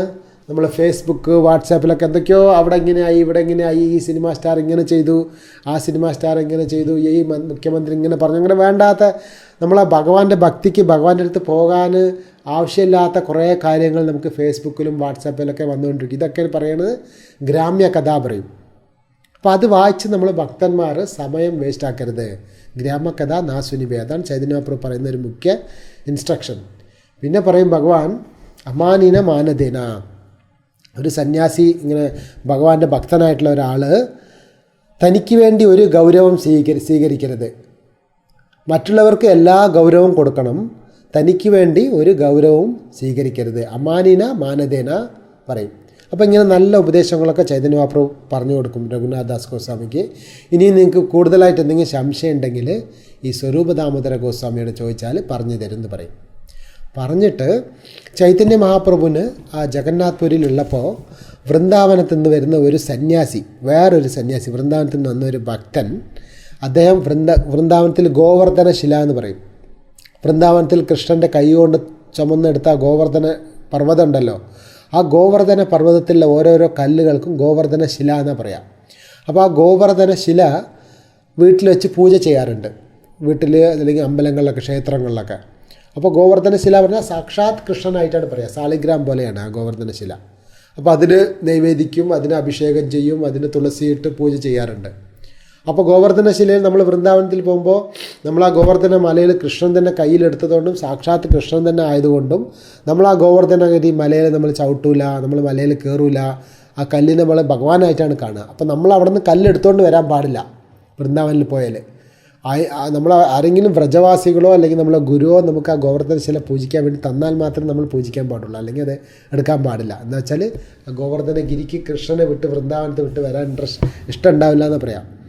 അപ്പോൾ പക്ഷേ വ്രജവാസികൾ തരുകയാണെങ്കിൽ എടുക്കാം, അങ്ങനെ ഒരു ഇതുണ്ട്. അപ്പോൾ വൃന്ദാവനത്തിൽ നിന്ന് വരുമ്പോൾ ഈ സന്യാസി ചൈതന്യ മഹാപ്രഭുവിന് കൊടുക്കാൻ വേണ്ടി ഒരു ഗോവർദ്ധനത്തിൽ ചെറിയൊരു കല്ല് കൊണ്ടുവന്ന് ചൈതന്യ മഹാപ്രഭുവിൻ്റെ അടുത്ത് കൊടുക്കും. അപ്പോൾ ചൈതന്യ മഹാപ്രഭു ദിവസം ഈ ഗോവർദ്ധന ശിലയ്ക്ക് ഗംഗാജലം വെള്ളമൊഴിച്ചിട്ട് തുളസി മഞ്ചരിയിട്ട് പൂജ ചെയ്യുന്നതാണ്. അപ്പോൾ ചൈതന്യ മഹാപ്രഭു ഇടയ്ക്കിടയ്ക്ക് ഇങ്ങനെ ആ ഗോവർദ്ധന ശിലയെ ഭഗവാൻ കൃഷ്ണനായിട്ടാണ് കാണുന്നത്. ചൈതന്യ മഹാപ്രഭുവും സാക്ഷാത് കൃഷ്ണൻ തന്നെ ഭക്തൻ്റെ രൂപത്തിൽ. എന്നാൽ ആ പൂജിക്കുന്ന കല്ല്, ഗോവർദ്ധനത്തിലെ കല്ലിനെ സാക്ഷാത് കൃഷ്ണനായിട്ട് കണ്ടിട്ട് അങ്ങനെ കയ്യിലെടുത്ത് പിടിച്ചിങ്ങനെ ഹൃദയത്തിൽ ഇങ്ങനെ ഞെക്കി പിടിക്കും ഭഗവാൻ ചൈതന്യ മഹാപ്രഭു. എൻ്റെ കൃഷ്ണ എന്ന് വിളിച്ചിങ്ങനെ ഞെക്കി പിടിക്കുക ഗോവർദ്ധന ശില, ആ ശിലയെ, ചെറിയ കല്ലിനെ. ഒരിക്കൽ അങ്ങനെ പ്രേമത്തിൽ മഹാപ്രഭു കണ്ണിൽ കരഞ്ഞിട്ട് ആ കൃഷ്ണൻ്റെ അടുത്തുള്ള പ്രേമത്തിൽ ആ ഗോവർദ്ധന ശിലയെ ഇങ്ങനെ കയ്യിൽ പിടിച്ചപ്പോൾ ആ മഹാപ്രഭുവിൻ്റെ കയ്യിൻ്റെ ഈ വിരലല്ലേ, വലിയ വിരൽ, ആ വിരലിൻ്റെ മാർക്ക് അങ്ങനെ ആ കല്ലങ്ങനെ അലിഞ്ഞു പോയി, അങ്ങനെ മെൽട്ടായി, അങ്ങനെ സോഫ്റ്റായിട്ട്. നമ്മളങ്ങനെ ഒരു ചപ്പാത്തിയുടെ മാവ് ഇങ്ങനെ ചെറിയൊരു പീസകത്ത് ഇങ്ങനെ വിരലിങ്ങനെ അമുക്കിയാൽ എങ്ങനെയാവും, നമ്മളെ കയ്യിൻ്റെ ആ രേഖകൾ അങ്ങനെ പതിഞ്ഞ് നിൽക്കില്ലേ മാവിൽ, അതുപോലെ ആ ഗോവർദ്ധന ശിലയിൽ ചൈതന്യ മഹാപ്രഭുവിൻ്റെ കൈ വിരലങ്ങനെ അമുങ്ങി പതിഞ്ഞു. ആ പതിഞ്ഞ ഗോവർദ്ധന ശില ഇന്നും നമ്മൾ വൃന്ദാവനത്തിൽ പോയാൽ രാധാ ഗോകുലനന്ദ എന്നുള്ള ക്ഷേത്രത്തിൽ ആ ഗോവർദ്ധന ശില ഇന്നും ഉണ്ട്. വളരെ ചെറിയതായിരിക്കും, നമ്മളിങ്ങനെ സൂക്ഷിച്ച് നോക്കിയാൽ കാണാം. ഞാൻ പറ്റെങ്കിൽ അതിൻ്റെ ഫോട്ടോ പിന്നെ ഈ സ്കൈപ്പിൽ എല്ലാവർക്കും അയച്ചുതരാം, എല്ലാവരും അതിൽ കാണാൻ പറ്റും. അപ്പോൾ ആ ഗോവർദ്ധന ശിലയെ ചൈതന്യ മഹാപ്രഭു പൂജ ചെയ്തിരുന്ന ആ ഗോവർദ്ധന ശിലയെ രഘുനാഥ് ദാസ് ഗോസ്വാമിക്ക് കൊടുക്കും. എന്നിട്ട് ചൈതന്യ മഹാപ്രഭു പറയും, ദിവസം ഈ ഗോവർദ്ധന ശിലയ്ക്ക് 8 തുളസി ഇലകൾ കൊണ്ട് പൂജിക്കണം എന്ന് പറയും. 8 തുളസി ഇല പറഞ്ഞാൽ ഓരോ തുളസി മഞ്ചരി, ആ പൂവോടെ കൂടെ 2 സൈഡ് 2 ഇലയുള്ള പോലെ അങ്ങനത്തെ 8 എണ്ണം ഇട്ടിട്ട് കുറച്ച് വെള്ളം കൊണ്ട് അഭിഷേകം ചെയ്തിട്ട് പൂജിക്കണം. അതിൻ്റെ കൂടെ ഗുഞ്ചാമാല എന്ന് പറയും. ഗുഞ്ചാമാല എന്ന് വെച്ചാൽ നമ്മൾ കേരളത്തിൽ എന്താ പറയുക, മഞ്ചാടിക്കുരു എന്ന് പറയില്ലേ, മഞ്ചാടിക്കുരു അതുപോലത്തെ കറുപ്പും വെളുത്തായിട്ടുള്ളൊരു മാല ഗുഞ്ചാമാല എന്ന് പറയും. അത് സാക്ഷാത്ത് രാധാറാണിക്ക് സമമായിട്ടാണ് പറയാറ്. അപ്പോൾ ഗോവർദ്ധനഗിരി കൃഷ്ണനായിട്ടും ഈ ഗുഞ്ചാമാല രാധാറാണിയായിട്ടും അങ്ങനെ ചൈതന്യ മഹാപ്രഭു ഇതിന് രഘുനാഥ് ദാസ് ഗോസ്വാമി കൊടുക്കും. അപ്പോൾ രഘുനാഥ് ദാസ് ഗോസ്വാമി വിചാരിക്കും, എനിക്ക് ഭഗവാൻ ഈ ഗോവർദ്ധന ശിലയുടെ കല്ല് തരുന്നത് മൂലം എനിക്ക് ഗോവർദ്ധനത്തിൽ വസിക്കാനുള്ളൊരു അവകാശം തരികയാണെന്ന് പറഞ്ഞ് വിചാരിക്കും. അതുപോലെ ഈ ഗുഞ്ചാമാല എനിക്ക് തന്നതുകൊണ്ട് എനിക്ക് രാധാറാണിയുടെ ചരണത്തിൽ എനിക്കൊരു സ്ഥലം തരികയാണ് ഭഗവാൻ. അങ്ങനെ രഘുനാഥ് ദാസ് ഗോസ്വാമി അത് രണ്ടിനെയും സ്വീകരിക്കും. അങ്ങനെ സ്വീകരിച്ച് അവിടെ തന്നെ ഇരുന്ന് ചൈതന്യ മഹാപ്രഭുവിൻ്റെ ലീലകളൊക്കെ ലാസ്റ്റ് വരെയുള്ള എല്ലാ ലീലകളും കണ്ടതാണ് രഘുനാഥ് ദാസ് ഗോസ്വാമി. അങ്ങനെ കുറേ കാലം കഴിഞ്ഞ ശേഷം ഈ ചൈതന്യ മഹാപ്രഭു എപ്പോഴാണോ ഈ ഭൗതിക പ്രപഞ്ചം വിട്ട് തൻ്റെ ലീല അവസാനിപ്പിച്ച് ഭഗവാൻ തിരിച്ചു പോയി, വൈകുണ്ഠത്തേക്ക് തിരിച്ചു പോയപ്പോൾ രഘുനാഥ് ദാസ് ഗോസ്വാമിക്ക് അത് സഹിക്കാൻ പറ്റാത്തൊരു സങ്കടമായി. അതേ സമയത്തിൽ ഈ സ്വരൂപ ദാമോദര ഗോസ്വാമി, അദ്ദേഹം ചൈതന്യ മഹാപ്രഭുവിൻ്റെ സഹചരന്മാരൊക്കെ ഓരോരുത്തർ ഇങ്ങനെ ഭൂമി വിട്ടു പോകുക, മരിച്ച് വൈകുണ്ഠത്ത് പോവുക, മരിക്കുകയല്ല, അവരൊക്കെ ദിവ്യ ശരീരം വിട്ട് വൈകുണ്ഠത്ത് പോയി എന്നാ പറയാം. അങ്ങനെ പോയപ്പോൾ രഘുനാഥ് ദാസ് ഗോസ്വാമിക്ക് തോന്നി, ഇനി ഞാൻ ജീവിച്ചിരുന്നിട്ട് എന്താ ഒരു കാര്യം, ഞാനും വൃന്ദാവനത്തിൽ പോയിട്ട് ഗോവർദ്ധൻ്റെ മുകളിൽ കയറി ഗോവർദ്ധന മലയിൽ നിന്ന് താഴോട്ട് ചാടി ആത്മഹത്യ ചെയ്യുക, സൂയിസൈഡ് ചെയ്യാമെന്ന് വിചാരിച്ചിട്ട് രഘുനാഥ് ദാസ് ഗോസ്വാമി ജഗന്നാഥ് പുരി വിട്ടിട്ട് വൃന്ദാവനത്തിൽ പോകും. വൃന്ദാവനത്തിൽ പോയിട്ട് ഗോവർദ്ധൻ്റെ മലയിൽ കയറി ചാടി മരിച്ചു പോകാമെന്ന് വിചാരിക്കും. അപ്പോഴാണ് വൃന്ദാവനത്തിലുള്ള അവിടുത്തെ ഗോസ്വാമികൾ പറയും, രൂപ ഗോസ്വാമി, സനാതൻ ഗോസ്വാമി, അവരൊക്കെ വന്ന് രഘുനാഥ ഗോസ്വാമിയോട് പറയും, രഘുനാഥ, നീ മാത്രമേ ഉള്ളൂ ചൈതന്യ മഹാപ്രഭുവിൻ്റെ എല്ലാ ലീലകളും കണ്ടിട്ടുള്ളത്.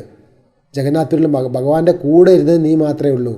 അപ്പം ഞങ്ങൾക്കും ഇനി ഫ്യൂച്ചറിൽ ഭവിഷ്യത്തിൽ ഭാവിയിൽ വരാൻ പോണ എല്ലാ ജനങ്ങൾക്കും ഈ ചൈതന്യ മഹാപ്രഭുവിൻ്റെ ലീലകളൊക്കെ അറിയണമെങ്കിൽ നിൻ്റെ മൂലമേ എല്ലാവർക്കും അറിയാൻ പറ്റുള്ളൂ. അതുകൊണ്ട് നീ ആത്മഹത്യ ചെയ്യാനൊന്നും പോകരുതേ. നീ ദിവസം വൈകുന്നേരം ഇരുന്നിട്ട് ഈ ഗോവർദ്ധനത്തിൻ്റെ അടിയിൽ രാധാകുണ്ട് ശ്യാമക്കുണ്ട് പറഞ്ഞ 2 കുണ്ടങ്ങളുണ്ടല്ലോ വൃന്ദാവനത്തിൽ, ഈ രാധാകുണ്ടിലെ അടിയിൽ അവിടെ ഇരുന്നിട്ട് നീ ദിവസം ഈ മഹാപ്രഭുവിൻ്റെ ലീലകളൊക്കെ കഥകളെ എല്ലാവർക്കും പറഞ്ഞു കൊടുക്കണമെന്ന് പറയും. അപ്പോൾ ഈ രഘുനാഥ് ദാസ് ഗോസ്വാമി ദിവസം വൈകുന്നേരം ആയാൽ 4 മണി 5 മണി ആ സമയത്തൊട്ട് 2 മണിക്കൂർ ദിവസം ഈ ചൈതന്യ മഹാപ്രഭുവിൻ്റെ കഥകളൊക്കെ ദിവസം ഇങ്ങനെ കഥകളൊക്കെ പറയും. മഹാപ്രഭു ഓരോ ദിവസം എന്തൊക്കെ ചെയ്തു, ജഗന്നാഥ്പുരിയിൽ എന്തൊക്കെ കഴിച്ചു, എങ്ങനെ ഓരോ അത്ഭുതങ്ങൾ ചെയ്തു എന്നൊക്കെയുള്ള കാര്യങ്ങളൊക്കെ പറയും. ഇതൊക്കെ ഇങ്ങനെ രഘുനാഥ് ദാസ് ഗോസ്വാമി പറയുന്ന സമയത്ത് ആരാണിത് കേൾക്കുന്നത്? വൃന്ദാവനത്തിലുള്ള എല്ലാ ഭക്തന്മാരും, എല്ലാ ഗോസ്വാമികളും, സന്യാസികളും, ഭക്തന്മാരൊക്കെ വൃന്ദാവനത്തിൽ ഇരുന്ന് ഈ ചൈതന്യ മഹാപ്രഭുവിൻ്റെ ലീലകൾ ഇങ്ങനെ കേട്ടുകൊണ്ടിരിക്കുകയാണ്. അങ്ങനെ കേട്ടുകൊണ്ടിരിക്കുന്ന സമയത്ത് അവിടെ ഉണ്ടായിരുന്ന ഒരു ഗോസ്വാമിയാണ് കൃഷ്ണദാസ് കവിരാജ് ഗോസ്വാമി എന്ന് പറയും. കൃഷ്ണദാസ് കവിരാജ് അദ്ദേഹമാണ് ശ്രദ്ധയോടെ ഈ ചൈതന്യ ചരിതാമൃതം കേട്ടതൊക്കെ അങ്ങനെ ഓർമ്മ വെച്ചിരിക്കുന്നത്. രഘുനാഥ് ദാസ് ഗോസ്വാമിയോട് പറയെ ഇദ്ദേഹം കേട്ടത്. അപ്പോൾ പിന്നീട് ഈ രഘുനാഥ് ദാസ് ഗോസ്വാമി എന്തൊക്കെ പറഞ്ഞോ ഈ കാര്യങ്ങളാണ് കൃഷ്ണദാസ് കവിരാജ് ഗോസ്വാമി കേട്ടിട്ട് അതാണ് നമ്മൾക്ക് ഇന്ന് ഈ ചൈതന്യ ചരിതാമൃതം എന്നുള്ള ബുക്കിൻ്റെ രൂപത്തിൽ നമുക്ക് വായിക്കാൻ കിട്ടുന്നത്. അപ്പോൾ ഇന്ന് നമ്മൾ കേൾക്കുന്ന ചൈതന്യ മഹാപ്രഭുവിൻ്റെ ഏതൊക്കെ ലീല ഉണ്ടോ ഇതൊക്കെ ഈ രഘുനാഥ് ദാസ് ഗോസ്വാമി അന്ന് വൃന്ദാവനത്തിൽ പറഞ്ഞതാണ്. അതൊക്കെ കൃഷ്ണദാസ് കവിരാജ് ഗോസ്വാമി നേരിട്ട് കേട്ടിട്ട് അതിനെയാണ് ലീലയായിട്ട് ബുക്കിൽ ചൈതന്യ ചരിതാമൃതം എന്നും ചൈതന്യ വേറെ വിധത്തിൽ ബുക്കുകളായിട്ട് നമുക്ക് കിട്ടുന്നത്. അങ്ങനെ ഈ രഘുനാഥ് ദാസ് ഗോസ്വാമി വളരെ സ്ട്രിക്റ്റായിട്ട് റൂൾസ് ആൻഡ് റെഗുലേഷനൊക്കെ ഫോളോ ചെയ്തിരുന്നു. എന്തൊക്കെ ചെയ്യുന്നറിയാം രഘുനാഥ് ദാസ് ഗോസ്വാമി വൃന്ദാവനത്തിൽ പോയ ശേഷം?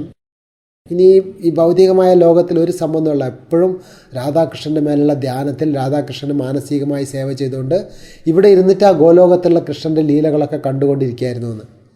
ദിവസം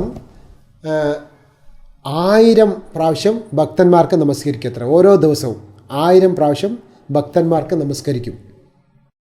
2000 പ്രാവശ്യം ഭക്തന്മാരെ ആലിംഗനം ചെയ്യും. ഓരോരോ ഭക്തനെ കാണുമ്പോൾ അവരെ ആലിംഗനം ചെയ്യുന്നു. ഭക്തന്മാരെ കെട്ടിപ്പിടിക്കും, ഭക്തന്മാരെ പ്രേമത്തിന്. പിന്നെ ദിവസം എത്രയോ മാല ജപം, ഹരിനാമം വിടാണ്ട് നിരന്തരം ഹരിനാമം ചെയ്തുകൊണ്ടിരിക്കും. ഒരു ദിവസത്തിൽ വെറും 1.5 മണിക്കൂറേ ഉറങ്ങുള്ളൂ എന്ന്. നമ്മളൊക്കെ 8 മണിക്കൂർ ഉറങ്ങിയിട്ട് നമുക്ക് ശരീരത്തിൽ നിന്നും ടയേർഡ് മാറുന്നില്ല. പക്ഷേ ഇവരൊക്കെ വൈകുണ്ഠത്തു നിന്ന് നേരിട്ട് വന്ന ആൾക്കാരായതുകൊണ്ട് അവർക്ക് ഈ ശരീരത്തിൻ്റെ ഭക്ഷണത്തിലോ ഉറക്കത്തിലോ ഒന്നും അവർക്ക് ഇതുണ്ടാവില്ല. അപ്പോൾ ഒരു ദിവസത്തിൽ വെറും 1.5 മണിക്കൂർ മാത്രമേ ഉറങ്ങുള്ളൂ. ബാക്കിയുള്ള എല്ലാ സമയവും രാധാകൃഷ്ണൻ്റെ സേവയിലായിരിക്കുന്നു. നിരന്തരം ഇന്ന് ഹരിനാമത്തെ ജപിച്ചുകൊണ്ടിരിക്കും. ഹരേ കൃഷ്ണ കൃഷ്ണ കൃഷ്ണ ഹരേ ഹരേ, ഹരേ രാമ രാമ രാമ ഹരേ ഹരേ പറഞ്ഞ് ഭഗവാന്റെ നാമത്തെ ജപിച്ച് ഭഗവാനെക്കുറിച്ചുള്ള കാര്യങ്ങൾ സേവയും മനസ്സിൽ തന്നെ മാനസികമായി രാധാകൃഷ്ണനെ ധ്യാനിച്ച് അവരെ സേവ ചെയ്തുകൊണ്ടിരിക്കും. അങ്ങനെ ചെയ്തുകൊണ്ടിരിക്കുന്ന ഒരു സമയത്ത് ആ രാധാകുണ്ടെന്ന് പറയും. ആ രാധാകുണ്ടെന്നുള്ള രാധാറാണി പണ്ട് കൃഷ്ണലീല നടന്ന സമയത്തിൽ രാധാറാണിയും ഗോപികളും കൃഷ്ണനൊക്കെ വന്നിരുന്ന ആ സ്ഥലത്ത് അവിടെ ഇരുന്ന് ഒരു ദിവസം വെയിലത്തിരുന്ന് ഇങ്ങനെ രഘുനാഥദാസ് ഗോസ്വാമി ഇങ്ങനെ ഹരിനാമം ജപിച്ചുകൊണ്ടിരിക്കുമ്പോൾ നല്ല വെയിൽ, കൊടും വെയിൽ, ഉച്ചയായി. ഇപ്പോൾ രഘുനാഥദാസ് ഗോസ്വാമി വെയിലിനെ കുറിച്ചൊന്നും ചിന്തിക്കില്ല. എപ്പോഴും കൃഷ്ണൻ്റെ ലീലയിൽ ഇങ്ങനെ മൂழ்കിയിരുന്ന് ജപിക്കുന്നതായതുകൊണ്ട് പുറത്ത് എന്താ നടക്കണമെന്നുള്ള ഒരു കാര്യം അറിയുന്നില്ല അദ്ദേഹത്തിന്. അങ്ങനെ കണ്ണും മൂടിയിരുന്ന് ഹരേ കൃഷ്ണൻ ജപിച്ചുകൊണ്ടിരിക്കുമ്പോൾ അത് കണ്ടിട്ട് ആ വെയിലിങ്ങനെ വേർത്ത് ഒലിക്കുന്നുണ്ട് രഘുനാഥ ഗോസ്വാമിയുടെ മുഖത്തൊക്കെ. അത് കണ്ട് സഹിക്കാൻ പറ്റാതെ സാക്ഷാത്ത് രാധാറാണി നേരിട്ട് ഇറങ്ങി വരും. രാധാറാണി ഇറങ്ങി വന്നിട്ട് ആ രാധാറാണി ഇങ്ങനെ ഇട്ടിരിക്കുന്ന തൻ്റെ സാരി ഉണ്ടല്ലോ, ആ സാരിയുടെ ഒരു തുമ്പെടുത്തിട്ട് ഇങ്ങനെ രഘുനാഥദാസ് ഗോസ്വാമിയുടെ തലയിൽ ഇങ്ങനെ വെയിൽ കൊള്ളാതെ ആ തലയുടെ മുകളിൽ ഇങ്ങനെ തുണി ഇങ്ങനെ പിടിച്ചു വെച്ചിരിക്കും. രഘുനാഥദാസ് ഗോസ്വാമിക്ക് വെയിൽ തട്ടാതിരിക്കാൻ സാക്ഷാത്ത് രാധാറാണി രാധ തന്നെ നേരിട്ട് ഇറങ്ങി വന്ന് തൻ്റെ സാരീൻ്റെ ഒരു തുമ്പെടുത്തിട്ട് ഇങ്ങനെ നിഴലാക്കി ഇങ്ങനെ പിടിച്ച് നിൽക്കുന്നു. അപ്പോൾ എങ്ങനത്തെ ഭക്തനായിരിക്കും രഘുനാഥദാസ് ഗോസ്വാമി? രാധാറാണിക്ക് വൃന്ദാവനത്തെ രാധയ്ക്ക് എങ്ങനെയാണെന്ന് വെച്ചാൽ, ആരെങ്കിലും കൃഷ്ണന് കുറച്ച് സേവ ചെയ്യുകയാണെങ്കിൽ, കുറച്ചൊന്ന് കൃഷ്ണൻ നാമം ജപിക്കുകയോ എന്തെങ്കിലും ചെയ്യുകയാണെങ്കിൽ ഉടനെ രാധാറാണി വിചാരിക്കും അത്രേ, ഈ ഭക്തൻ എന്നെക്കാളും ശ്രേഷ്ഠനായ ഭക്തനാണ്, കൃഷ്ണൻ എന്ത് ഭംഗിയായിട്ട് സേവ ചെയ്യുന്നുണ്ട് എന്ന് പറഞ്ഞിട്ട് ആ രാധാറാണി തന്നെ അവർക്ക് സേവ ചെയ്യാൻ വരുന്നു. അപ്പോൾ രാധാറാണി ഇങ്ങനെ തൻ്റെ സാരി എടുത്ത് ഇങ്ങനെ പിടിച്ചിട്ട് ഇങ്ങനെ ആ തൻ്റെ കുട്ടിക്ക് വെയിൽ കൊള്ളരുത് എന്നുള്ള ഭാവത്തിൽ ഇങ്ങനെ പിടിച്ച് നിൽക്കുന്ന കണ്ടിട്ട് അവിടെ നിന്നുള്ള മറ്റൊരു ഗോസ്വാമി, സനാതൻ ഗോസ്വാമി ഇത് കാണും. ഇത് കണ്ടിട്ട് വേഗം അങ്ങോട്ട് ഓടി വരും. ഓടി വന്നപ്പോഴത്തേക്ക് രാധാറാണി അപ്രത്യക്ഷമായി. പക്ഷേ രഘുനാഥ് ഗോസ്വാമിയോട് പറയും, രഘുനാഥ, നമ്മളിവിടെ ഉള്ളത് രാധയ്ക്കും കൃഷ്ണനും സേവ ചെയ്യാനാണ്, നമ്മൾ അവരടുത്ത് നമ്മൾ സേവ സ്വീകരിക്കാൻ പാടില്ല, അങ്ങനെ പറയും. പിന്നെ ഒരു ദിവസം രഘുനാഥദാസ് ഗോസ്വാമി അതേപോലെ ആ രാധാകുണ്ഡത്തിൻ്റെ അടിയിലിരുന്ന് അവിടെ നിന്ന് ജപിച്ചുകൊണ്ടിരിക്കുന്ന സമയത്ത് ആ രാധാകുണ്ഡത്തിൽ വെള്ളം കുടിക്കാൻ വേണ്ടി ഒരു പുലി വെള്ളം കുടിക്കാൻ വേണ്ടി അങ്ങോട്ട് വരുന്നു. ആ പുലി വന്ന സമയത്ത് കൃഷ്ണന് അതേ സമയത്ത് ഈ പുലി പോയിട്ട് രഘുനാഥദാസ് ഗോസ്വാമിയെ പിടിക്കുമല്ലോ എന്നുള്ളതിൽ കൃഷ്ണൻ നേരിട്ട് വന്നിട്ട് ആ പുലിനെ കൈകൊണ്ട് ഇങ്ങനെ പിടിച്ച് നിർത്തുന്നത്, രഘുനാഥദാസ് ഗോസ്വാമിയുടെ അടുത്ത് പോകാതെ. അതും ഈ സനാതൻ ഗോസ്വാമിയാണ് കാണുന്നത്. വീണ്ടും പോയി പറയും, രഘുനാഥ, നമ്മളിങ്ങനെ വെയിലത്ത് നിന്ന് ഇങ്ങനെ കൃഷ്ണന് കഷ്ടപ്പെടുത്തരുത്, നമ്മൾ ഉള്ളത് കൃഷ്ണന് സന്തോഷം കൊടുക്കാനുള്ളതാണത്. അതുകൊണ്ട് നീ ഒരു ഭജൻ കുടീരം ഉണ്ടാക്കിയിട്ട് ആ റൂമിൻ്റെ ഉള്ളിൽ തന്നെ ഇരുന്ന് ജപം ചെയ്യുക, ഇങ്ങനെ പുറത്തിരുന്ന് നമ്മൾ കൃഷ്ണനും രാധയ്ക്കും ബുദ്ധിമുട്ട് കൊടുക്കരുതേ എന്ന് പറയും രഘുനാഥദാസ് ഗോസ്വാമിക്ക്.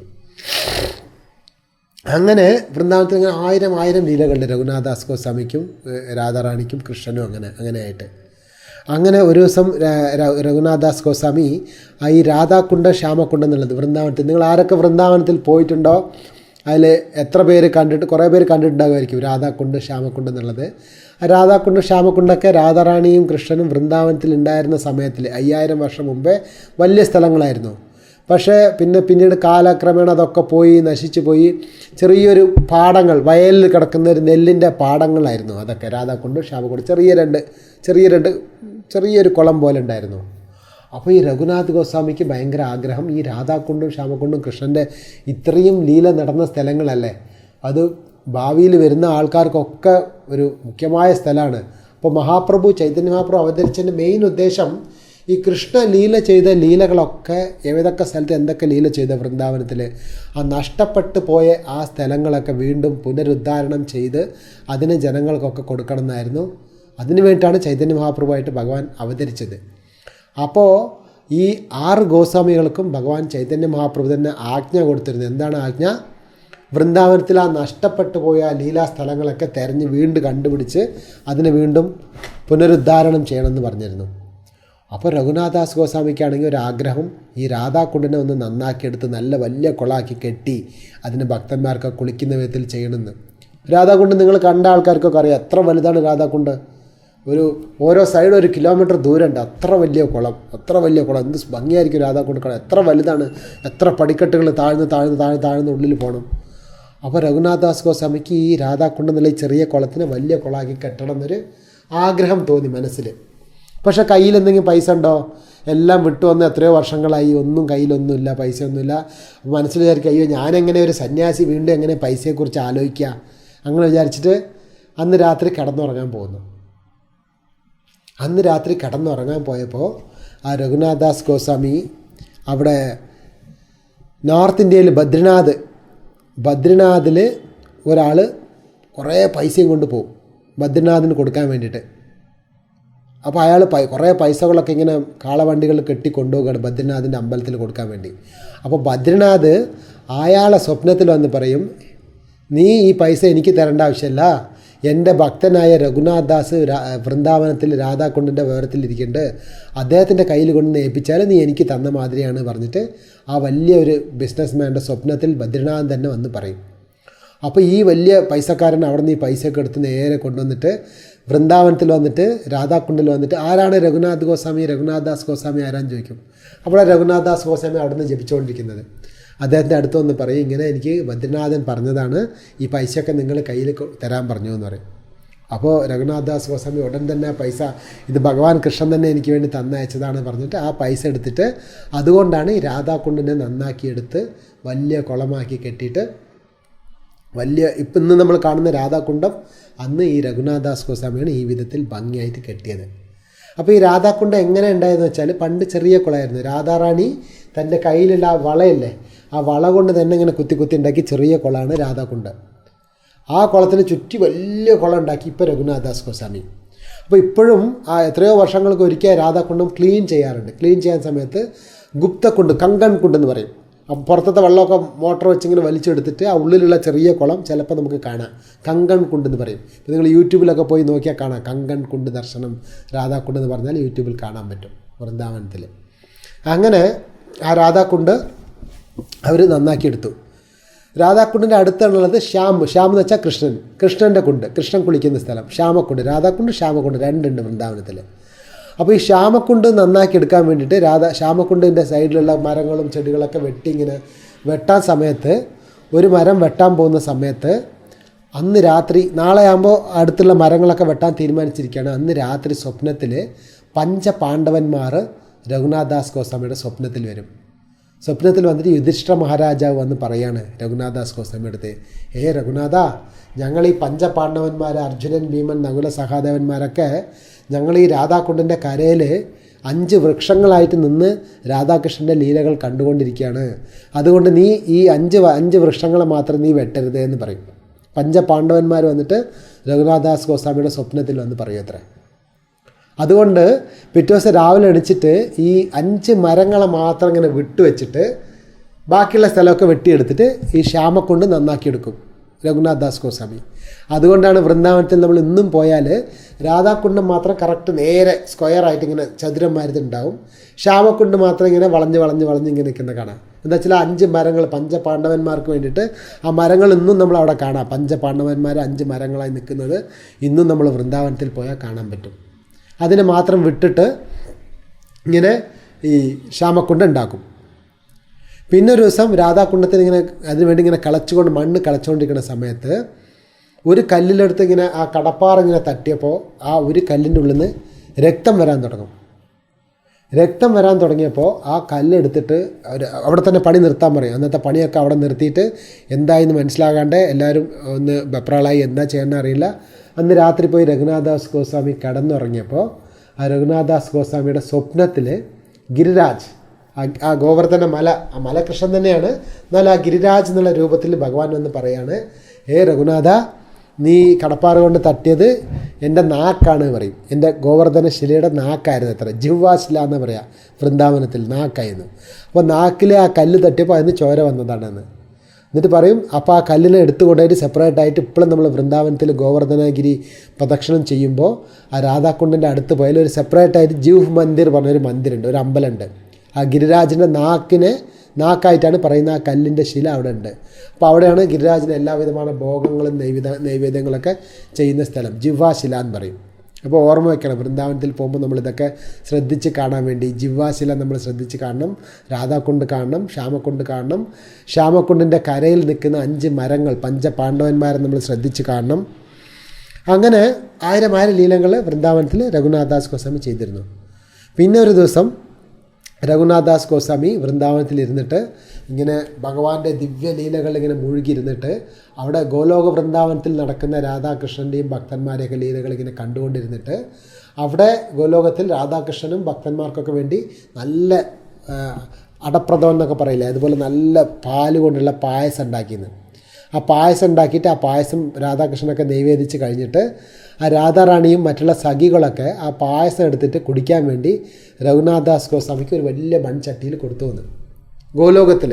അപ്പോൾ ഇദ്ദേഹം കാണുന്നതൊക്കെ അവിടെ മനസ്സിലാണ് ഇതൊക്കെ കാണുന്നത്, ഇത് പുറത്ത് ബാഹ്യമായിട്ട് നടക്കുന്നതല്ല, ഒക്കെ മനസ്സിനുള്ളിൽ തന്നെ നടക്കുന്നതാണ്. അപ്പോൾ ഈ പായസം എടുത്ത് രഘുനാഥ ഗോസ്വാമിയെ മനസ്സിൻ്റെ ഉള്ളിൽ തന്നെ പായസം എടുത്ത് അങ്ങനെ കുടിച്ചു. വലിയ ചട്ടി ഫുള്ളുള്ള പായസമല്ലേ, പഞ്ചസാരയും പാലൊക്കെ ഇട്ടുള്ള അരിയൊക്കെ ഇട്ട നല്ല അമൃതം പോലത്തെ പായസം കുടിച്ചു എന്ന്.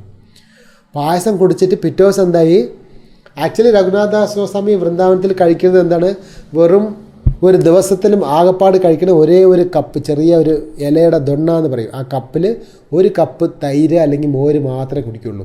അല്ലാണ്ട് വേറെ ഒരു അന്നാഹാരങ്ങളൊന്നും കഴിക്കാറില്ല, വെറും മോര് മാത്രമേ കുടിക്കുള്ളൂ. പക്ഷേ ഇത് മനസ്സിൻ്റെ ഉള്ളിൽ മാനസികമായിട്ട് ഭഗവാന് നൈവേദിച്ച പ്രസാദം മാനസികമായിട്ട് കഴിച്ചതാണ് ഈ അമൃതം പായസം. കഴിച്ചതിൽ പിറ്റേ ദിവസം രാവിലെ എന്തായിരുന്നു, രാവിലെ അടിച്ച് നോക്കിയപ്പോൾ രഘുനാഥ് ഗോസ്വാമിക്ക് വയറൊക്കെ ഇങ്ങനെ വീർത്തിട്ട് ഒരുപാട് ഡൈജഷൻ ആകാതിരിക്കുന്നുണ്ട്. ഉടനെ അവിടെ വിട്ടൽനാഥ് പറഞ്ഞൊരു ഭക്തനുണ്ടായിരുന്നു, അദ്ദേഹം പോയി വൈദ്യരെ വിളിച്ച് കൊണ്ടുവന്നു. വൈദ്യർ വയറൊക്കെ തട്ടി നോക്കിയൊക്കെ ചെക്ക് ചെയ്തിട്ട് പറയാണ്, ഇദ്ദേഹം ഭയങ്കരമായിട്ടുള്ള പായസം കുടിച്ചിട്ട്, അമൃതം പോലത്തെ പായസം കുറേ കുടിച്ചിട്ടുണ്ട്, അതുകൊണ്ടാണ് ഈ പ്രോബ്ലം എന്ന് പറയും. അപ്പോൾ മറ്റുള്ള ശിഷ്യന്മാർ പറയും, പായസോ, രഘുനാഥദാസ് ഗോസ്വാമി വെറും മോര് മാത്രമേ കുടിക്കാറുള്ളൂ എന്ന് ഈ ലോകം മൊത്തം അറിഞ്ഞ കാര്യമാണ്, നിങ്ങളെന്തായി പറയണതെന്ന് ചോദിക്കും.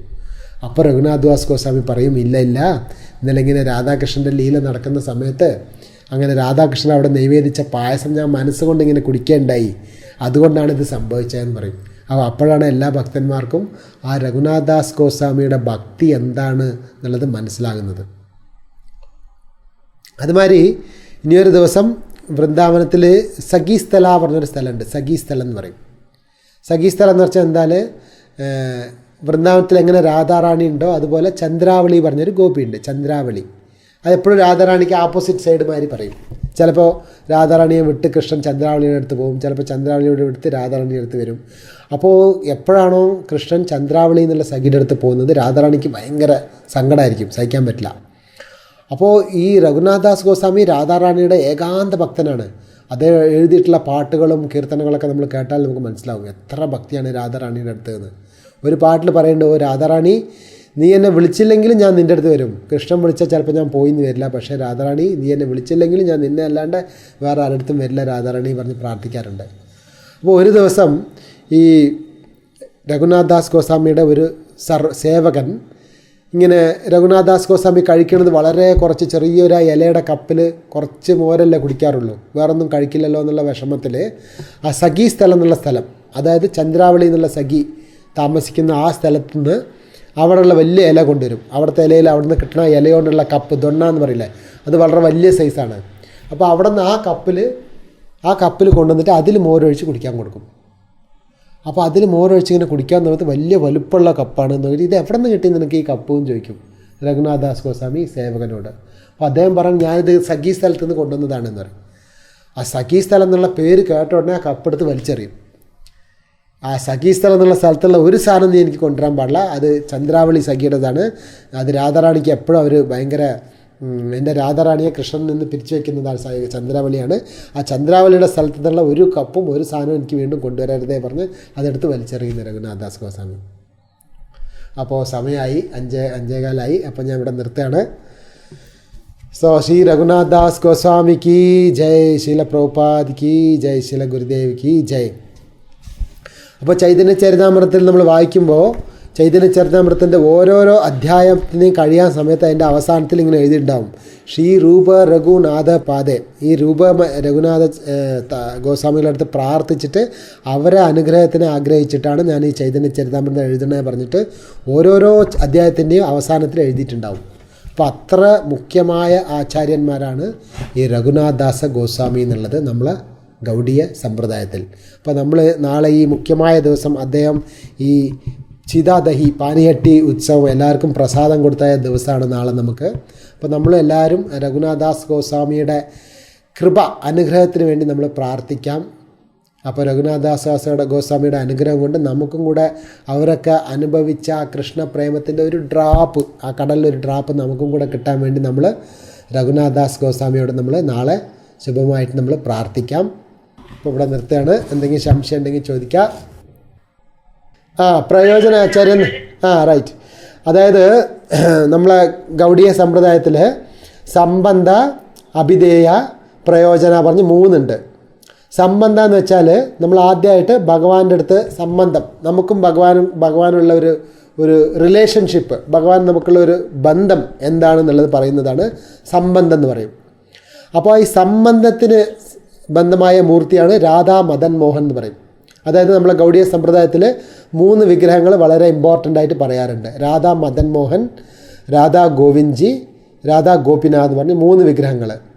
അപ്പോൾ ഈ സംബന്ധത്തിന്, ഭഗവാന് നമുക്കുള്ള സംബന്ധം, അതിനെക്കുറിച്ച് പറയുന്ന വിഗ്രഹമാണ് രാധാ മദൻ മോഹൻ. അപ്പോൾ അതിനുള്ള ആചാര്യയാണ് സനാതന ഗോസ്വാമി. നെക്സ്റ്റ് ഉള്ളത് അഭിധേയ. അഭിധേയം എന്ന് വെച്ചാൽ നമ്മൾ ഭഗവാനും നമുക്കുള്ള ബന്ധം മനസ്സിലാക്കിയിട്ട് നമ്മൾ അതിനനുസരിച്ച് പ്രവർത്തിക്കുക. നമ്മൾ ഭഗവാന്റെ ദാസന്മാരാണ്, രാധാറാണിക്കും കൃഷ്ണനും നമ്മൾ സേവകന്മാരായി മനസ്സിലാക്കിയിട്ട് ആ രാധാകൃഷ്ണന് സേവ ചെയ്യില്ലേ, അതിന് പേരെന്ന് അഭിധേയ എന്ന് പറയും. അപ്പോൾ അതിനുള്ള മൂർത്തിയാണ് രാധാ ഗോവിന്ദ ദേവ്ജി. അതിനുള്ള ആചാര്യ ശ്രീല രൂപ ഗോസ്വാമി എന്ന് പറയും.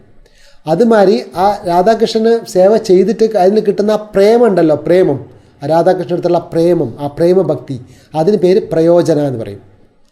അപ്പോൾ ആ പ്രയോജന എന്നുള്ള ഇതിന് മൂർത്തിയായിട്ട് പറയും രാധാ ഗോപിനാഥ്, പ്രയോജന മൂർത്തി എന്ന് പറയും. അപ്പോൾ ആ പ്രയോജന, ആ പ്രേമഭക്തിയെ പറ്റി പറയുന്ന ആചാര്യനാണ് ശ്രീ രഘുനാഥദാസ് ഗോസ്വാമി. അങ്ങനെ 3 പറയും, സംബന്ധ, അഭിധേയ, പ്രയോജന എന്ന് പറയും. അപ്പോൾ അതിൽ ഈ 3ാമത്തേതാണ് പ്രയോജന. ആ പ്രയോജന എന്നുള്ളതിന് ആചാര്യനാണ് രഘുനാഥദാസ് ഗോസ്വാമി. വേറെ എന്തെങ്കിലും സംശയങ്ങളുണ്ടോ? അപ്പം നമുക്ക് ഈ ഗോസ്വാമികൾ 6 ഗോസ്വാമികളെ ലീലകൾ നമ്മൾ ചർച്ച ചെയ്യാം, ഭഗവാൻ അവകാശം തരട്ടെ. ഈ 6 ഗോസ്വാമികളെ ലീലകളൊക്കെ ഭയങ്കര അമൃതം പോലത്തെ ലീലകളായിരിക്കും, അവരോട് ഭഗവാൻ ചെയ്യുന്ന ലീലകളൊക്കെ. പക്ഷേ ഇത് ആരാണോ ആദ്യമായിട്ട് പുതിയതായിട്ട് കേൾക്കണം അവർക്കിത് കുറച്ച് മനസ്സിലാക്കാൻ കുറച്ച് കഷ്ടമാണ്. ചൈതന്യ മഹാപ്രഭുവിനെ പറ്റിയും ഭക്തന്മാരെ കുറിച്ചുള്ള ലീലകൾ കുറച്ച് മനസ്സിലാക്കാൻ കഷ്ടമാണ്. എന്നാലും നമ്മൾ വീണ്ടും വീണ്ടും കേൾക്കുക നമുക്കത് ഈസി ആയിട്ട് നമുക്ക് മനസ്സിലാകും. അപ്പോൾ ചൈതന്യ മഹാപ്രഭുവും നിത്യാനന്ദ പ്രഭുവിനോടും പ്രാർത്ഥിക്കുക. നമ്മൾ അവരുടെ കൃപ നമ്മളെ മേലെ എല്ലാ ഭക്തന്മാർക്കും കിട്ടട്ടെ, ചൈതന്യ മഹാപ്രഭു നിത്യാനന്ദ പ്രഭുവിൻ്റെ കൃപ. അതുകൊണ്ട് നമ്മൾ കൂടുതൽ രാധാകൃഷ്ണനെ മനസ്സിലാക്കി അവരുടെ ധാമത്തിൽ ചേരാനും ആ അൾട്ടിമേറ്റായിട്ടുള്ള കൃഷ്ണപ്രേമം നമുക്ക് കിട്ടാനും ചൈതന്യ മഹാപ്രഭു നമുക്ക് അനുഗ്രഹിക്കട്ടെ. ഹരേ കൃഷ്ണ. അപ്പം നിർത്തുകയാണ് ഇവിടെ. ശീല പ്രഭുപാദ് കി ജയ്. ശീല